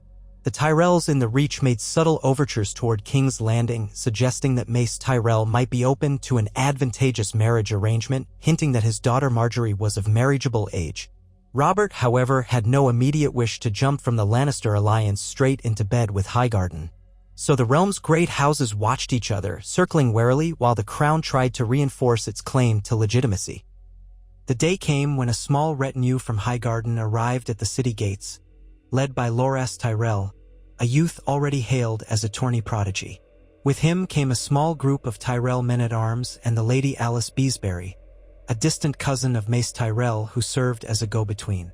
They were escorted politely into the Red Keep and granted audience with the king. Robert eyed them suspiciously from his seat on the Iron Throne, that monstrous seat of steel. Loras Tyrell bowed with the unruffled grace of a young knight, but it was Lady Alice who did most of the speaking, carefully praising the king's valor, lamenting the trials he had endured, and hinting that the Tyrells wished to heal the wounds in the realm. Robert responded with guarded courtesy. He recalled the day the Tyrells had besieged Storm's End during the rebellion, leaving him and Stannis on the brink of starvation. He had no love for them, but he was king now, and a king sometimes needed to mend old feuds. When Lady Alice floated the notion of a match between King Robert and Margaery, Robert gave a curt nod without commitment. "I'll consider," he said, his voice echoing in the hall. "But I make no promises. My council will weigh the matter." The formalities concluded, and the Tyrells were shown to guest quarters. Late that night, Robert erupted to Jon Arryn, complaining that the Tyrells were just another pack of schemers. Yet the fact remained that forging a union with House Tyrell might help stabilize the crown's hold. The Reach was vast and fertile, with enormous potential for alliances and resources. Even Ned, in private, suggested that such a match could be wise, at least from a political standpoint. Robert, however, would not be rushed. The memory of what he had endured with Cersei festered in him like an unhealed wound. He found himself confiding in Ned more and more often, particularly late in the evenings, when the two of them would linger over cups of ale in the king's solar. Once, when the candles had burned low, Robert growled, "I can't trust any of them, Ned. Not after what happened. It's all alliances, all fancy words, all illusions. Margaery Tyrell might be a sweet child now, but who's to say she won't have a secret lover behind my back once she's queen? Or a dozen. For all I know, the Tyrells would laugh themselves sick at my expense." Ned shook his head. "Margaery is young, and I hear she is well-schooled in courtesy. She's nothing like Cersei, and her family, for all their pride, has never stooped to something as foul as incest." Robert let out a harsh bark of laughter. "That we know of. I won't let them slip a dagger between my ribs or humiliate me again." But after his anger cooled, he admitted that with Tywin Lannister poised to remain a threat, an alliance with Highgarden might be the realm's best shield. The topic would not leave him. Whenever he tried to set it aside, it returned in council sessions, in letters from Mace Tyrell, in the urging of advisors who reminded him the realm needed a queen. In the midst of these deliberations, another visitor arrived at King's Landing. Kevan Lannister, Tywin's brother, accompanied by his own sons, trying to open more negotiations on behalf of Casterly Rock. Kevan was nothing like Jaime, nor was he like Tywin. A dutiful, solid man, he spoke plainly, offering a chance for a more lasting peace. He proposed that House Lannister pay a formal fine, a gesture of contrition for the crimes committed by Jaime and Cersei, and that in exchange the crown might lift any restrictions on Lannister trade and fully restore the status of House Lannister as a royal ally. Robert eyed Kevan with mistrust, uncertain whether this was a trap. But Kevan calmly explained that Tywin was done with direct confrontation for now, that the Rock preferred a quiet approach. Jaime and Cersei's bodies had been taken home and buried, their tombs left unmarked except for a lion sigil. Grief, Kevan said, had hardened Lord Tywin's resolve, but he was no fool. He would not destroy the realm to avenge children who had broken the laws of gods and men. "Words," Robert muttered, pacing the throne room, warhammer in hand. "He's Tywin's mouthpiece." But Ned, Jon Arryn, and others saw some value in letting Kevan speak. If a measure of peace could be achieved without further bloodshed, it might be wise to accept. On a gray afternoon, they sat for a formal conference. Robert on the Iron Throne, Kevan Lannister standing below, accompanied by Tyrion, who had returned to the city for the occasion. Tyrion watched the proceedings with keen, mismatched eyes, saying little except when asked direct questions. Kevan repeated his proposals: a payment to the crown, an end to any official condemnation of House Lannister beyond the guilt of the twins themselves, and an understanding that the Lannisters would not raise arms against the throne so long as the throne did not seek to diminish their lands or their power. It was a delicate dance of half-concessions.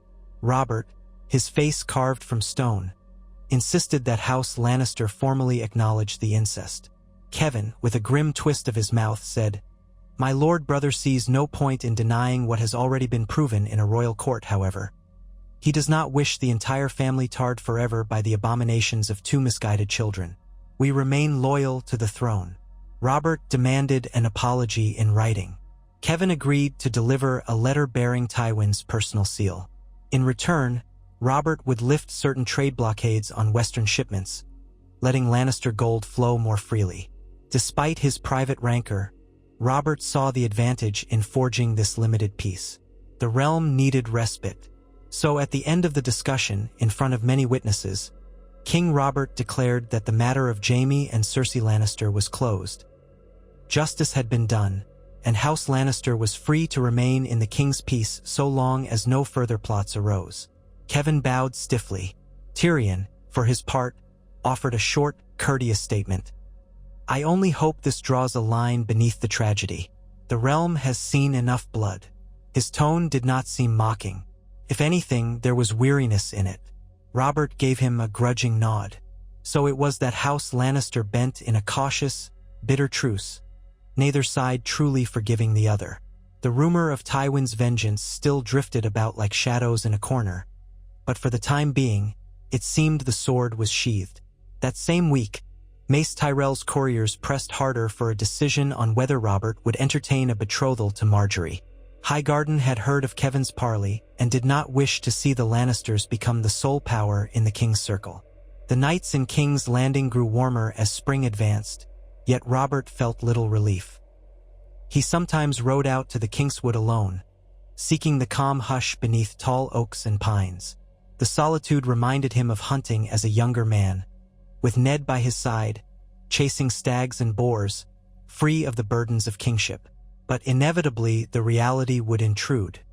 He would see the walls of the city in the distance, that great sprawl of buildings hugging the Blackwater, and recall that he was no longer just Robert Baratheon of Storm's End. He was the king, and all the realm looked to him for decisions he was reluctant to make. On one such day, upon returning from a fruitless hunt, Robert learned that Lord Renly had arranged a small feast to welcome Loras Tyrell and some of the Highgarden lords. They hoped to showcase the young knight's skills in a friendly joust on the morrow, inviting the king to preside. Robert grimaced but could not refuse an event that might serve the cause of amity. So the next day, under a bright sky, a modest tilt was prepared in the outer bailey. Dozens of courtiers gathered. Loras Tyrell, slender and comely, with hair as brown as warm chestnuts, wore polished armor decorated with golden roses. He tilted against other knights of the king's guard, unhorsing two of them in graceful displays. Robert watched from a cushioned seat with Ned by his side, thick arms crossed over his chest. He could not help but note how young Loras was, no more than 17 or 18, and how deftly he handled a lance. At times, the boy seemed to be performing a dance rather than fighting. After the jousting, Loras presented his lance to the king, dedicating his performance to King Robert, the true victor of the realm. He offered a rose to the dais, which Robert accepted with a bark of awkward laughter. The whole gesture made Robert uneasy, for it reeked of the courtly flattery he despised. Yet he gave Loras a curt nod and a few coin prizes. The watchers cheered politely. Off to the side, Lady Alice Beesbury and the other Tyrell courtiers exchanged pleased glances. They believed they were making progress, that the king's acceptance of the rose signaled an opening to their proposals. Robert soon retreated, muttering that the day was too hot for jousting. That afternoon, in the relative quiet of his solar, Robert was joined by Ned Stark, who cleared his throat and spoke plainly. "Your Grace, I would not push you if I did not feel it necessary, but I believe you should consider the Tyrell offer more seriously. The realm needs a queen and an heir. You know it as well as I." Robert glowered. "You begin to sound like Jon Arryn." Ned offered a small, apologetic shrug. "I speak because I care. Even if you cannot find love with a new bride, the realm requires the stability of a recognized queen by your side. Marriage is a duty for a king, not simply a personal whim. The word love jarred Robert more than he would admit. He thought of that once, many years ago, when he had believed himself in love with Lyanna. Now, after the betrayals, the obligations, the humiliations, that dream felt like a ghost of a dead age. If I do it, it'll be for politics, he said. No illusions otherwise. Politics is what holds the realm together, Ned said softly. If you delay too long, other powers will circle. Or the Tyrells may withdraw their offer and seek alliances that could harm us. I fear another war if the lines in the realm become too fractured. Robert glared at the stone floor, letting out a low breath. So I'm to weigh a union with a child who might see me only as a path to a crown. Or I can wait and watch Tywin rebuild his strength, or let the Greyjoys see an opening for rebellion, or see the Dornish deciding they want revenge for Elia all over again. He lifted his gaze to Ned. This is what it means to be king, I suppose. Ned did not contradict him, nor did he press further. He merely placed a hand on Robert's shoulder, a quiet gesture of loyalty. A moment later, Robert pushed that hand away, not unkindly, and signaled that he wanted to be alone. 3 days after the joust, Robert summoned Lady Alice Beesbury, Loras Tyrell, and a few other reached delegates to a private audience in the throne room. To the watchers, the king looked tired but resolute, clad in dark leathers instead of the bright finery some kings might favor for such a meeting. He spoke in a deep rumble that carried. I have considered your lord's proposal, and I understand that the Lady Margaery Tyrell is spoken of as a fair maiden, a devout follower of the Seven, and a suitable partner for a king. If House Tyrell still wishes this match, I will not dismiss it out of hand. But I will not be rushed. Let Mace Tyrell send his daughter to court that we may meet, speak, and see if we can find a basis for a union that will benefit the realm. There will be no talk of wedding dates or betrothal ceremonies until I have at least laid eyes on her. Is that understood? Loras Tyrell, standing beside Lady Alice, bowed low. We understand, your grace. We shall write to my lord father at once. I am certain he will be most pleased. Margaery is eager to serve the realm. Robert nodded curtly. Let him be quick about it, then. I won't wait forever. With that, the matter was settled, and the Tyrell party withdrew, apparently satisfied that they had pried open the door to an alliance. Robert felt more like he'd stepped onto a shaky plank bridging a chasm. Still, a flicker of relief stirred in him. Perhaps if this arrangement went smoothly, they could close the chapter on the Lannister fiasco and move forward. Perhaps. Weeks slipped by as the city awaited Margaery Tyrell's arrival. Courtiers gossiped about her beauty, some calling her the new Rose of Highgarden. Others spinning wild tales that she was the image of Lyanna Stark. That last rumor, when it reached Robert's ears, made his blood run cold. He snapped at the fools who repeated it, demanding to know who had conjured such nonsense. He hoped none of Mace Tyrell's toadies were dumb enough to try to manipulate him by conjuring up the memory of his first love. The more those rumors spread, the angrier Robert grew, until Jon Arryn quietly advised him to ignore them. Words alone cannot harm you, your grace, and if you show no reaction, they will fade. Meanwhile, the daily business of the realm ground on. Jon Arryn struggled to restore the crown's finances, which had suffered under the extravagances of King Heirs and, later, the transitional turmoil of Robert's reign. Peter Baelish, as master of coin, offered cunning solutions, loans from certain Braavosi bankers, adjustments to tariffs, expansions of trade. It all made Robert's head ache, but he gave his grudging approval. If the gold roads were open, if the treasury filled, then at least soldiers could be fed and ships maintained. The realm, still reeling from the aftermath of the rebellion and the chaos of the Lannister scandal, needed time to heal. Ned Stark divided his time between the council and lonely letters back to Winterfell. He missed his wife, Catelyn, and worried that the North's infrastructure needed attention. But Robert refused to let Ned simply depart. I need men I can trust. Robert insisted, now more than ever. Ned stayed, though his heart was half in the North. The day finally came when a royal courier announced that Margaery Tyrell, along with her father, Mace, and a suitable retinue, had departed Highgarden and would arrive in King's Landing within a fortnight. The news spread through the city, raising anticipation to a near-fevered pitch among the nobility. The small folk, too, gossiped, hoping that a new queen might mean new festivals and fewer tensions at the gates.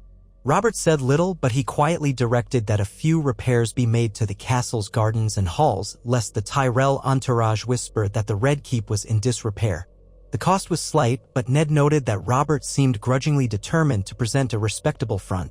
The king might deny it, but something in him wanted to show Mace Tyrell that King's Landing needed no lessons in grandeur. On the appointed day, a column of Tyrell riders appeared on the horizon.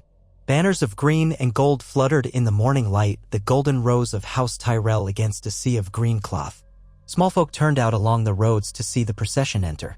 Mace Tyrell himself, a large man with ruddy cheeks and carefully oiled mustache, rode at the head, beaming. Beside him rode Margaery. She was near 16, slender, with long brown hair and soft brown eyes, clad in a gown of pale green that complemented her house colors. Behind them followed a retinue of knights, ladies, and servants bearing crates of gifts. Robert watched their approach from atop the gatehouse, expression impassive, flanked by Ned Stark and a few Stormlands knights. The horns blew a bright fanfare as the Tyrells reached the gates. The city guard parted to let them pass into the outer courtyard, which was newly swept and decorated with sprigs of flowers to honor the House of the Rose. Margaery looked around with quiet curiosity, her face collected and polite. Mace Tyrell, however, could scarcely contain his delight, bobbing his head at every official who greeted him, proclaiming how happy he was to be in the capital. Robert descended to meet them in the yard. There were formalities of greeting, bows, and curtsies, all a swirl of color. Margaery knelt, lifted her eyes, and said in a measured voice, "Your Grace, I come at my Lord Father's behest, but I also come freely, wishing to know the city that lies at the heart of our realm. May the gods grant us friendship." Robert, towering in his black leathers, offered a stiff nod. He studied her face briefly. She was indeed pretty, refined features, a warm expression that seemed sincere enough. He did not see Lyanna in her, not truly, though he could sense why the ignorant or the cunning might draw comparisons. She had a youthful grace, a softness that might be mistaken for the memory of a dead girl. But Robert felt no pang of heartbreak when looking at her. Instead, he felt a dull sort of acceptance. "Welcome to King's Landing," he said, his voice heavy. "My hall is yours. We shall see how well you like it." A grand feast was arranged that night to honor the Tyrell arrival. The great hall sparkled with torches, the tables laden with roast meats, breads, and sweet summer wine brought from Highgarden's own vineyards. Mace Tyrell presided with gusto, loudly praising every dish, every courtesy. Margaery sat near Robert, modest but poised. She answered his occasional questions politely, telling him how the harvest had fared in the Reach, how the small folk there lived in relative prosperity. Robert listened with mild interest. If he had expected a girl who was shy or vapid, he found instead that Margaery had a measured intelligence, a sense of courtesy that never crossed the line into flattery. Whenever Robert tried to see behind her courtly demeanor, he glimpsed a calm self-possession that belied her age. She was not brash, not sly, but perhaps quite adept at reading a room. Later that evening, Ned Stark asked Robert quietly what his impression was. Robert shrugged, draining a cup of strong ale. "She's easy enough to talk to so far. No sign of a cunning viper, at least. But it's early days. She'll do fine at court. The question is whether I can stomach a wedding. Let's see how it goes." Over the next few days, Margaery explored King's Landing, accompanied by her brother, Loras, and a few ladies-in-waiting. The city proved overwhelming at first, hot, crowded, and with an edge of squalor in the poorer districts. But if Margaery was dismayed, she hid it well. She visited the Great September of Baelor, met with the High Septon, and prayed for the realm's peace. She attended a small gather of orphan girls near the Dragonpit ruins, dispensing fresh bread and coin. She watched from a dais as Loras sparred with some of Robert's knights. Throughout it all, Robert observed from a distance, not hovering but never fully absent. Now and then she would catch his gaze and smile with polite warmth. He would respond with a curt nod. Before long, rumors spread that the king was warming to the Tyrell maiden. Whispers filled the corridors. Perhaps Margaery had a gentle but firm nature that could steady the king's more tempestuous moods. Perhaps she was cunning in her own right, carefully weaving a net around Robert's heart. Others noted that Robert still drowned himself in cups each night, so maybe he was less smitten than simply weary of resisting. Either way, the sense of an impending betrothal thickened in the air. Robert's own feelings were complicated. He found Margaery pleasant enough, certainly no reflection of the cold scorn he had endured from Cersei. He could not guess if her warmth was real or purely strategic, but at least it did not make his skin crawl. After all the bitterness that had come before, that itself was something. Yet he also worried about illusions. She was a Tyrell raised in the world of courtesy and alliances. That entire family was skilled in subtlety. He did not want to be a fool again. During one private conversation on a sunny afternoon in the Red Keep's garden, Margaery approached Robert while he strolled among rose bushes. He had been plucking at a thorn absent-mindedly as if testing how sharp it might be. She stepped up beside him and curtsied softly. "Your Grace, my father hopes you are pleased with the hospitality we've brought." Robert grunted. "The wine is good. Everything's good." He glanced sideways at her. She looked delicate in her pale gown. "You'll find this city a harsher place than Highgarden, though. The small folk are hungry sometimes. The air is foul in summer." She nodded. "I have seen a bit of that already. Still, it is the heart of the realm, is it not? If the capital is strong, the realm prospers." He gave a wry snort. "Maybe. The realm is a big place, my lady. It takes more than a few towers and a throne to hold it together." She hesitated, then spoke with a gentle sincerity that surprised him. "That is why we must work together, Your Grace. House Tyrell does not come here seeking to overshadow you or to rule you. We come as loyal subjects and allies. My father sees the chance to help unify the realm. I see a chance to serve in a role that might bring some measure of good. If the Seven bless it, that is." Robert found himself studying her features, looking for falsehood. He did not see it in her eyes, only that calm sweetness. "Do you truly believe all that, or are you reciting lines your father taught you?" he asked, half a challenge, half curiosity. She lowered her gaze momentarily. "My father is not always subtle. He believes in grand gestures. But I have my own mind, Your Grace. If I were to become queen, I would not be a silent ornament. I would wish to do something meaningful. Bring comfort to the poor, bring reason to the squabbling lords, maybe even give you cause to smile now and then." That last line, "give you cause to smile," startled him. He looked away, remembering how seldom he had truly smiled since the fiasco with Cersei. "A tall order," he muttered, lips twitching in a humorless grin. "I'm a surly bore these days." She shook her head lightly. "No man is only what the bards say, nor what the gossips claim." Then she stepped back, offering another small curtsy. "I won't keep you from your peace, Your Grace. Forgive me if I've spoken out of turn." She turned to leave, and for a moment he wanted to call her back, but he did not. He watched her walk away, noting the careful grace of her steps. At last, he blew out a breath, uncertain whether to be relieved or unsettled. She was playing the game well, that much was clear. But if it was a game, it did not feel malicious. A part of him felt faintly lighter, though he would never admit it aloud. That evening, Robert dined with Ned Stark and Jon Arryn, the three of them discussing the Tyrell matter behind closed doors. After hearing Robert's halting account of his conversation with Margaery, Ned exchanged a small look with Jon. Both men seemed quietly pleased. Jon ventured a gentle prod. "Your Grace, sometimes a marriage begun for politics can grow into more. At the least, Margaery is a far cry from Cersei Lannister. She seems well-mannered, gentle yet capable of speaking her mind. It might be an alliance that truly helps the realm." Robert swirled his wine. I know. You don't have to sing me lullabies, Jon. I'm not blind." Then he stared into the dark red liquid, swirling it in the cup. "I'll think on it. Perhaps I'll speak with her father soon, see how he means to manage the alliance. I won't let him dictate terms as if I were some green boy with a wooden sword." A few more days of feasts and polite gatherings followed. Robert made it known that he wished to speak privately with Mace Tyrell about the shape of a potential betrothal. So in one of the smaller audience chambers, the two men met, Robert large and grim, Mace Tyrell round and effusive in his courtesy. Ned Stark and Jon Arryn stood by, ensuring the conversation did not veer into idle flattery. Mace Tyrell enumerated the benefits, the wealth of the Reach, the devotion of its knights, the vast harvest that could fill King's Landing stores, the pledge that once Margaery was queen, House Tyrell's position as supporters of the throne would be unshakable. In return, the Tyrells wanted public recognition of their special status, Highgarden as Defender of the Marches, the seat of the royal floriculture, a somewhat frivolous title to Robert's mind, and a few advantageous trade deals. All typical demands, but Robert's patience wore thin quickly. He cut through Mace's droning speech, telling him to keep it simple. The real question was whether the match between him and Margaery would satisfy them both. "She's a good girl," Mace Tyrell said, inclining his head. "Devout, gracious, and educated in the management of a lord's household. She will not shame you, Your Grace. I swear it on the graves of my ancestors. You'll find no better daughter in Westeros."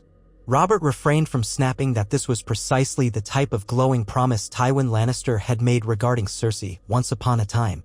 Instead, he nodded curtly, turning his gaze to Ned and Jon Arryn, who nodded in return as if urging him to proceed. Robert inhaled slowly. "Very well," he said. "Let it be a formal betrothal. We'll see the wedding done in due time, no rushed ceremonies. I'd have the realm see that this is no half measure. If the gods are good, we'll have it done before the turn of the year. In the meantime, Lady Margaery will remain at court and we will confirm she's comfortable with all this. Is that acceptable?"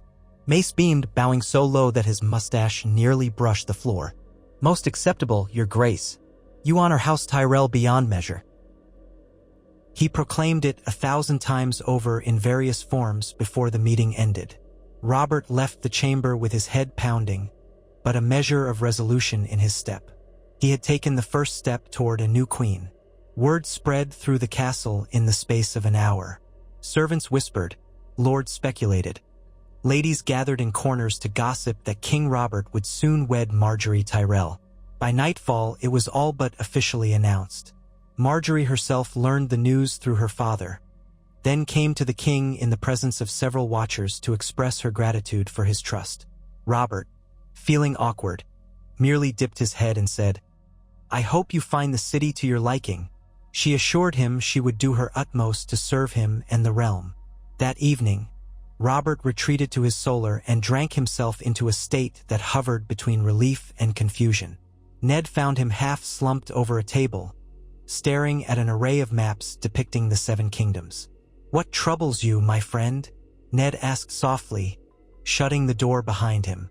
Robert glanced up, bleary-eyed. "I've done it again. Married for power. At least soon enough. I suppose it had to be done. She's not a bad lass, Ned. Could be a damned sight worse." He let out a sigh and looked back at the map as if trying to read the future from the drawn lines. "But I feel like I've given up on something. Some dream, I don't know. Maybe I'm just an old fool clinging to illusions." Ned set a hand on Robert's shoulder. "You carry the realm on your back. Sometimes that means letting go of the life you might have wanted. But you need not abandon hope of happiness. Margaery seems a decent girl. You might be surprised." Robert grunted. "We'll see. I'll not be made a fool of again, that's all." Then he reached for his cup, took another swig, and stared into the distance, as though listening to ghosts Ned could not hear. In the following weeks, the city's mood lifted somewhat. Vendors sold little rose-shaped pastries in the market, referencing the Tyrell crest, and rumor had it the wedding would bring new feasts, new coin, new impetus for trade. The official betrothal was celebrated in a modest ceremony in the Great September of Baelor, with the High Septon blessing the union to come. Robert recited his lines with a firm, if somewhat curt, voice, while Margaery performed her devotions flawlessly, head bowed. The Tyrells returned to Highgarden soon afterward, leaving Margaery behind with a few close ladies and her brother Loras, who was named to the Kingsguard at her request. An unusual move for one so young, but Loras was talented and carried a sterling reputation. Robert, albeit reluctant to tie himself further to the Tyrells, conceded that Loras's skill at jousting and swordplay might be an asset, so he assented. The realm noted that House Tyrell's star was rising in the capital. All the while, a fragile peace held with the Lannisters. Tywin did not attend the betrothal ceremony, nor did he send any gift. Kevan Lannister and Tyrion remained cordial enough at court, but the tension still simmered. No one had forgotten how the Queen and Ser Jaime had died. Still, as Margaery's influence grew, the memory of Cersei's scandal began to recede from everyday conversation, at least in public. It never went away entirely. Some cynics insisted that Tywin would take revenge in some unsuspected manner. But for the moment, the king's upcoming nuptials overshadowed old horrors. Varys's Whisper network brought worrisome tidings from across the sea, word that the exiled Prince Viserys Targaryen was rumored to be forging alliances in the Free Cities, perhaps seeking to reclaim the Iron Throne. Robert, learning this, scowled and declared that the Targaryen whelp was no threat. Let him scramble in Essos for an army. The fool will find no welcome here. Ned and Jon Arryn, more cautious, asked Varys to keep watch. If the Targaryens or their sympathizers found a foothold in Westeros while the realm was still fractured, it might cause trouble. But Robert refused to let that overshadow the main business at hand, preparing for his wedding, consolidating alliances, and ensuring that Tywin Lannister did not plot another rebellion. As time crept on, Margaery's presence in the Red Keep became a new fixture. She took walks in the gardens, often with one or two older ladies for companionship. She showed an earnest interest in the city's doings, occasionally requesting to see how the crown addressed petitions from small folk or foreign merchants. Though Robert was not enthralled by governance, he grudgingly allowed her to sit in on a few minor sessions. Once, a merchant from the Summer Islands arrived with a cargo of rare spices, seeking permission to dock at King's Landing for an extended period. Margaery was there, listening quietly, and later she asked the merchant about the nature of the goods, how they might help feed the poor or trade with lesser lords. Robert watched her from the dais, faintly amused. She had a mind for the realm's smaller intricacies, which was more than could be said of many queens he'd known. Cersei had rarely cared about anything that was not directly about her own image or power. Eventually, Margaery approached Robert in the presence of Ned Stark, softly suggesting new ways to manage bread distribution in Flea Bottom, citing what she'd seen done in the Reach. Robert resisted at first. He was no charitable septon, but Ned quietly seconded Margaery's ideas. It could lessen unrest, Ned said. When men are hungry, they turn to crime or revolt. A small boon of grain might save a lot of trouble in the future. Robert, seeing no harm in letting Margaery direct a minor project, grumbled his assent. So it was that Margaery Tyrell began sending wagons of grain and bread into the poorest districts on certain feast days, with the Baratheon stag and Tyrell rose displayed side by side. The small folk cheered, some proclaiming that the new queen-to-be was kinder than the old one. Robert found himself half relieved, half cautious. He did not want to show any weakness, but if it kept the peace, so be it. When the year turned and the day of the royal wedding approached, the Red Keep bustled with feverish preparations. Lords from all over the realm began arriving, jockeying for positions of favor. The Dragon Pit ruins were designated as the site for a grand feast under a massive pavilion.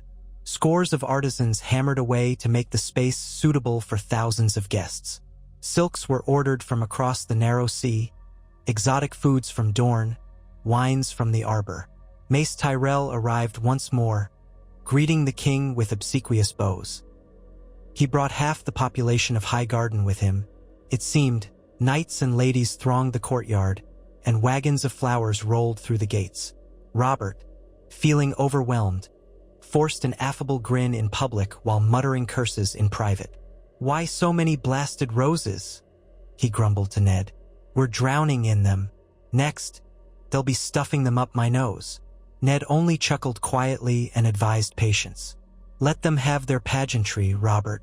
The realm could use some color after all the darkness of late."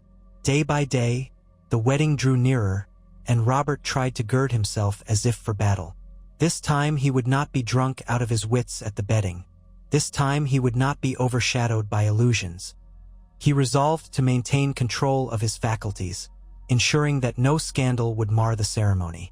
Yet the memory of his first wedding weighed on him. He recalled the hollow emptiness he had felt, lying in bed with Cersei that night, how she'd refused him, how he'd turned to wine and eventually passed out. The realm believed they had consummated the marriage, but they had not. Now he would marry Margaery, and a union would be expected. He felt a swirl of conflicting emotions at the prospect. Perhaps to quell them, he hunted in the days leading up to the ceremony, returning with fresh boar for the kitchens. At last, the wedding day arrived. The Great September of Baelor was clean top to bottom, with new candles and fresh rushes. Bells tolled across the city from dawn till midday. Thousands of small folk lined the streets as the king's procession traveled from the Red Keep to the Sept, the king in black and gold finery astride a warhorse Margaery carried in a grand litter behind. The commoners cheered, brandishing rose wreaths or antler-shaped charms. Robert wondered how much of their excitement was simply relief at seeing the crown move on from the Lannister nightmare. But perhaps some was genuine hope. Margaery, glimpsed through the parted curtains of her litter, looked radiant in a gown of gold-trimmed green, embroidered with subtle Baratheon stags among the rose vines. Young maidens scattered flower petals at her feet when she alighted at the Sept's entrance. Inside, a host of high-born lords and ladies filled the pews, bright with color and ornaments. The Tyrell banners hung alongside the Baratheon stag and the crown's insignia. Robert marched down the aisle, each step echoing on marble floors. At the altar, the High Septon waited, arms outstretched in a ceremonial posture. Margaery came forward, led by her father. Robert saw many familiar faces in the crowd: Ned Stark with Catelyn at his side, Jon Arryn, Renly, Stannis, stern-faced as ever, Peter Baelish with that mocking half-smile, Varys bowing his bald head. And near the rear, Kevan Lannister and Tyrion, their expressions unreadable. Robert allowed himself a small, private smirk. Let them watch this union overshadow the scandal that destroyed Jaime and Cersei. The ceremony began with solemn intonations from the seven, the father, the mother, the warrior, and so forth. Margaery spoke her vows with composure, promising to share Robert's burdens, to remain loyal to the realm, to bring forth heirs if the gods granted it. Robert, his voice rough, recited his vows in turn. He spoke of unity, of protecting her, of forging a strong future. Despite his cynicism, he found a surprising steadiness in himself.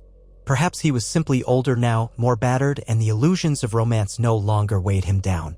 When the High Septon pronounced them man and wife, a triumphant chord rose from the Sept's musicians and cheers rang out among the lords and ladies. Robert lifted Margaery's hand in his own callous grip. The gold ring glittered on her finger. Their eyes met hers, warm and resolute, his guarded but not unkind.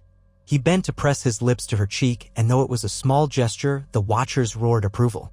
Outside, the bells pealed louder still. From the Sept, the procession continued back through the city streets, flanked by the gold cloaks. Small folk on all sides shouted blessings, and the newly crowned queen, she wore a slender circlet of gold, now smiled and waved.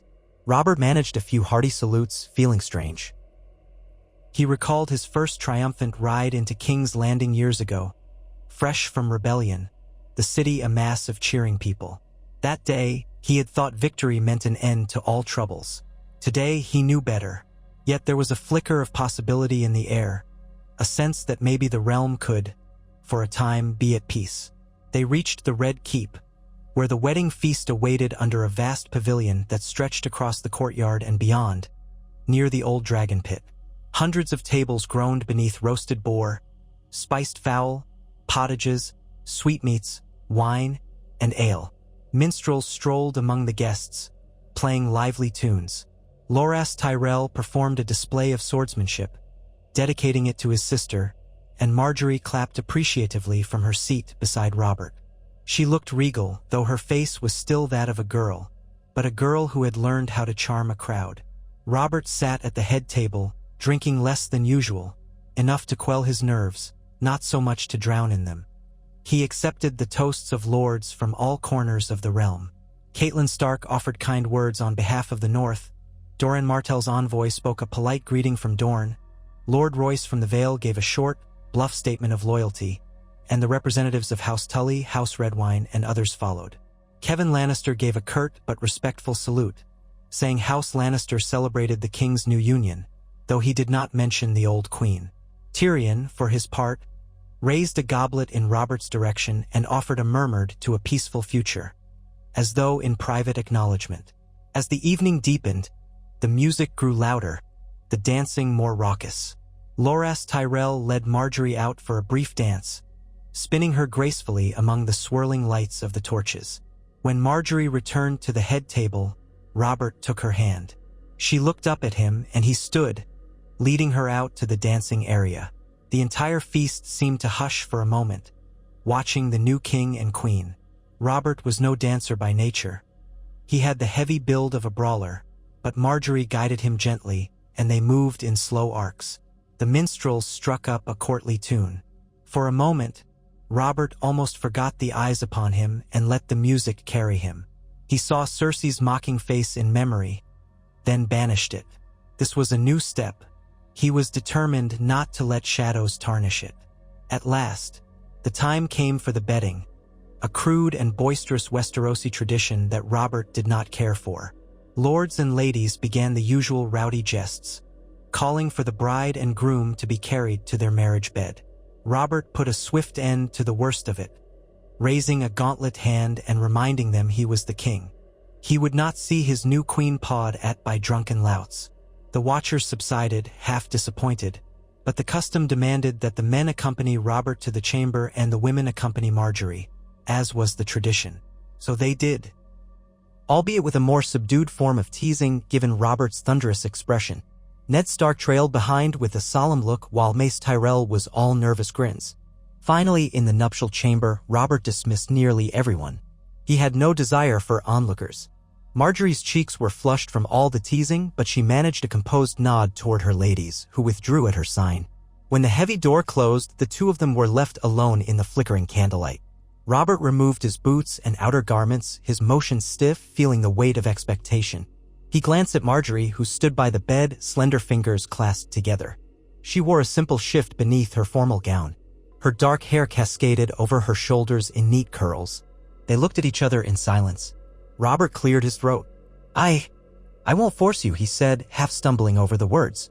"If you need time, She shook her head, stepping closer. Her voice was gentle but resolute. "Your Grace, we are man and wife now. I understand my duties and I accept them. I only hope you find no cause for regret." She laid a hand on his broad forearm, her touch light. "Shall we let this night be ours, not the realm's?" Robert's mouth twisted in a small, weary smile. "Aye," he murmured. Then he set aside his belt, letting his warhammer rest against a chair. He thought of the last wedding night, of Cersei's coldness, of the bitter anger that had boiled in him. Now Margaery reached up and touched his cheek, her eyes steady. A spark of warmth flickered in him, surprising and uncertain, but real enough. He leaned down and brushed a gentle kiss on her forehead. Then, with a careful exhale, he drew her into his arms, and the candles burned through the night. By dawn, word spread among the courtiers that the king had indeed consummated his marriage. Whispers said that the queen's attendants saw traces of red on the bed linen as custom demanded. If Robert disliked such gossip, he did not show it. He rose early, took breakfast with Margaery in the solar, and then met with the small council. Their faces, from Ned to Jon to Baelish, showed various degrees of relief. The realm, for once, had a queen with no scandal attached to her. A hush of promise settled over the castle. In the days that followed, feasts continued, tournaments were arranged, gifts piled high in the great hall. Margaery moved through it all with measured grace. She was careful to give Robert space in public, never clinging, never overshadowing him, but she also joined him for certain duties, hearing the petitions of lesser lords or receiving foreign envoys. He found he did not mind her presence. Sometimes he even welcomed it, for she had a knack for smoothing tensions with a calm word. The small council recognized a shift in the mood.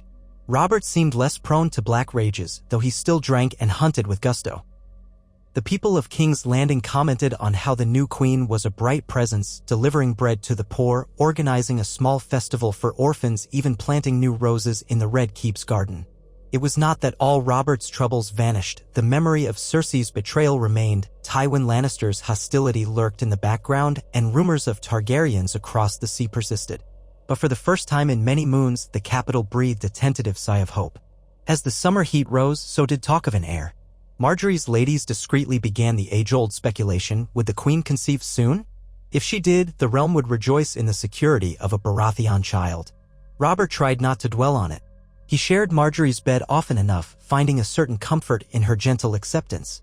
But fatherhood had never been simple for him. He had fathered bastards aplenty, scattered through the realm, none acknowledged at court.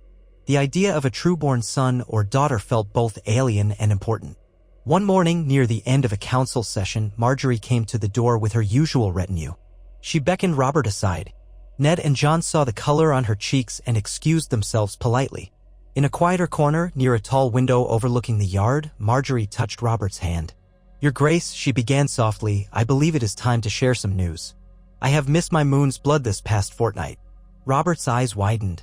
For a moment, he simply stared at her. Then a laugh, deep and unexpectedly free, rumbled from his chest. He caught her by the waist and lifted her, just an inch or two, letting her slippers dangle before setting her down again. "Gods be good," he muttered, half in wonder. "Truly?"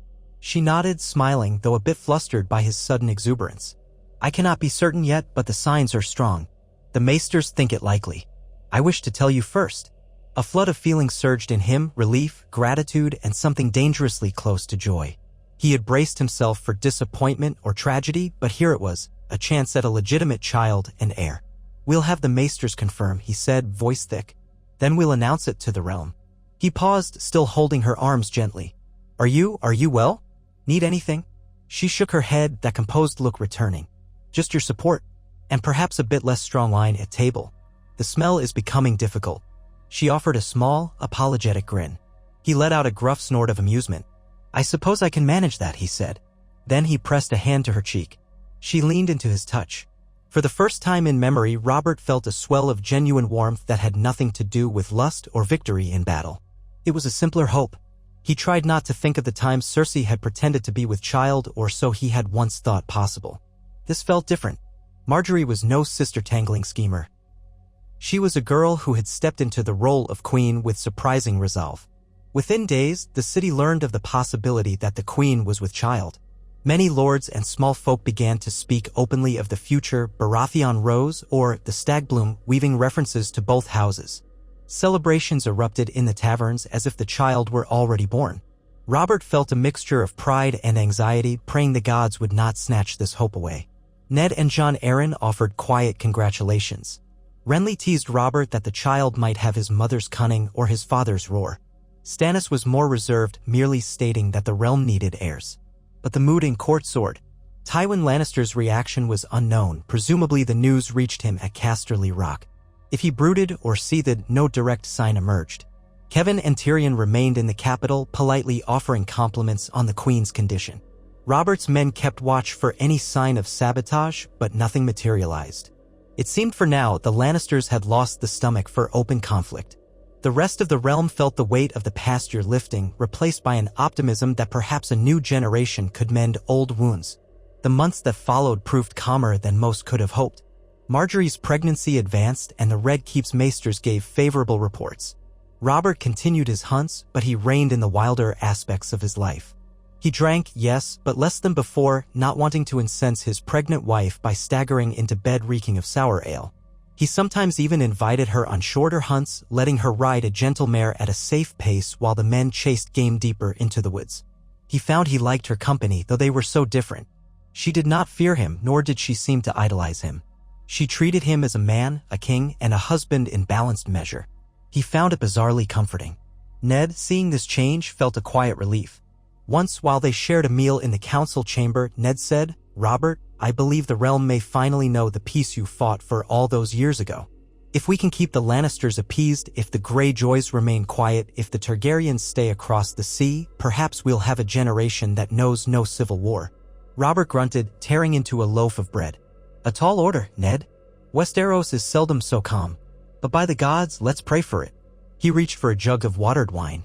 "If the child is born healthy, I'll name him or her the pride of the realm. Or perhaps we'll have more than one. I've fathered enough bastards. Time I fathered a true line." Ned offered a small half-smile, thinking of his own children in Winterfell, how they might someday meet or serve the child who would be the future Baratheon heir.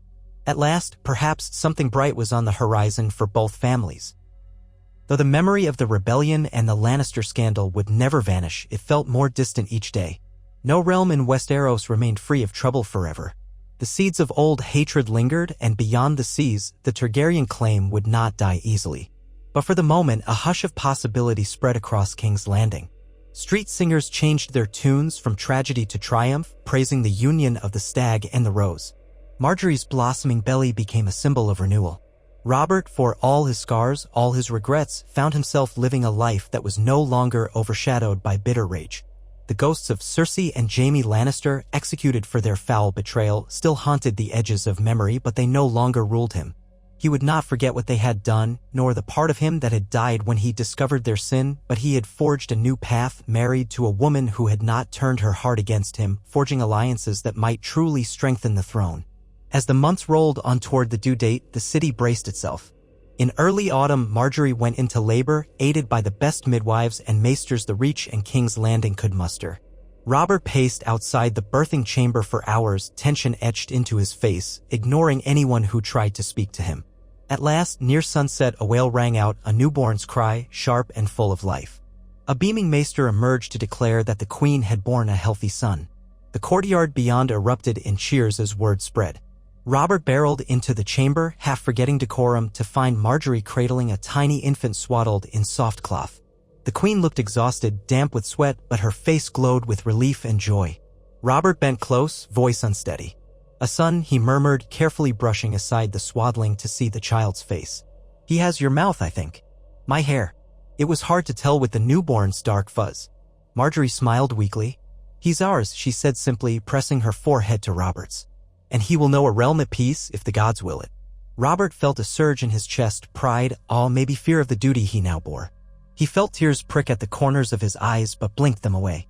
Slowly, he took his son in his arms, mindful of the fragility of that tiny body. The baby let out a little sound, fists curling. Robert pressed his lips gently to the child's brow. "My son," he repeated. "My true son." Outside the chamber, lords and ladies waited to hear the official announcement.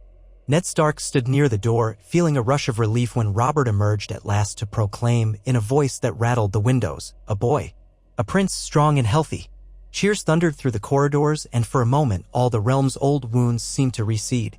They named him Stefan after Robert's father, who had once been Lord of Storm's End and who had died at sea returning from the Free Cities. The name carried significance for House Baratheon, and it was an unspoken vow that the boy would inherit a legacy free of the shadows that had marred Robert's early reign. Over the following days, lords and ladies poured in with gifts, blessings, and ceremony. A new prince in King's Landing meant new life, new hope. The small folk, too, held raucous celebrations in the streets. Some joked that perhaps the child's first cradle toy should be a tiny warhammer to match his father's. Others toasted Queen Margaery as the bringer of better times. Robert, for his part, moved through the castle with his head held high, greeting visitors who came to offer congratulations. Whenever he felt the old bitterness creeping in, memories of a betrayal that once shattered his illusions, he would think of his newborn son sleeping in Margaery's arms. He reminded himself that the Seven Kingdoms did not need him to be forever mired in hatred. They needed a king who was strong yet capable of building a stable future. He had hammered the Lannister treachery into the dust, discovered it before false heirs could pollute his line, and though that victory had been a grim and bloody affair, it had led him here to a second chance. Sometimes at night, he would stand by the crib and watch Stefan breathing, small chest rising and falling. Margaery, waking from a doze, might see him there, half hidden in shadow, and quietly take his hand. They would not speak, but an understanding passed between them. She had given him something he did not fully believe he could have again, a sense of purpose that wasn't driven by war or vengeance. In that hush, Robert realized that the Seven Kingdoms would always be a tumultuous place, full of rivalries, tragedies, and secrets. Yet in this moment, with his queen by his side and his son in the cradle, the nightmares of incest and betrayal no longer dominated his every waking thought. He was King Robert Baratheon, father of a new prince. And he would see that child grow up in a realm that was at least somewhat kinder than the one that had nearly devoured him. Far away, Tywin Lannister tended his own designs, possibly still hungering for the day he might strike back. Across the seas, Viserys Targaryen dreamed of dragons and vengeance. In the frosty north, Ned Stark kept watch over old promises. But for Robert, the vital shift had been made. He had undone the worst betrayal before it could pollute his house, and though the cost was high, the future at least held a glimmer of hope. Cersei and Jaime had taken many secrets to the grave, but they had not taken Robert's crown, nor his chance at an honest legacy. If new storms came, he would face them hammer in hand, a queen at his side, and an heir to protect. For now, that was enough.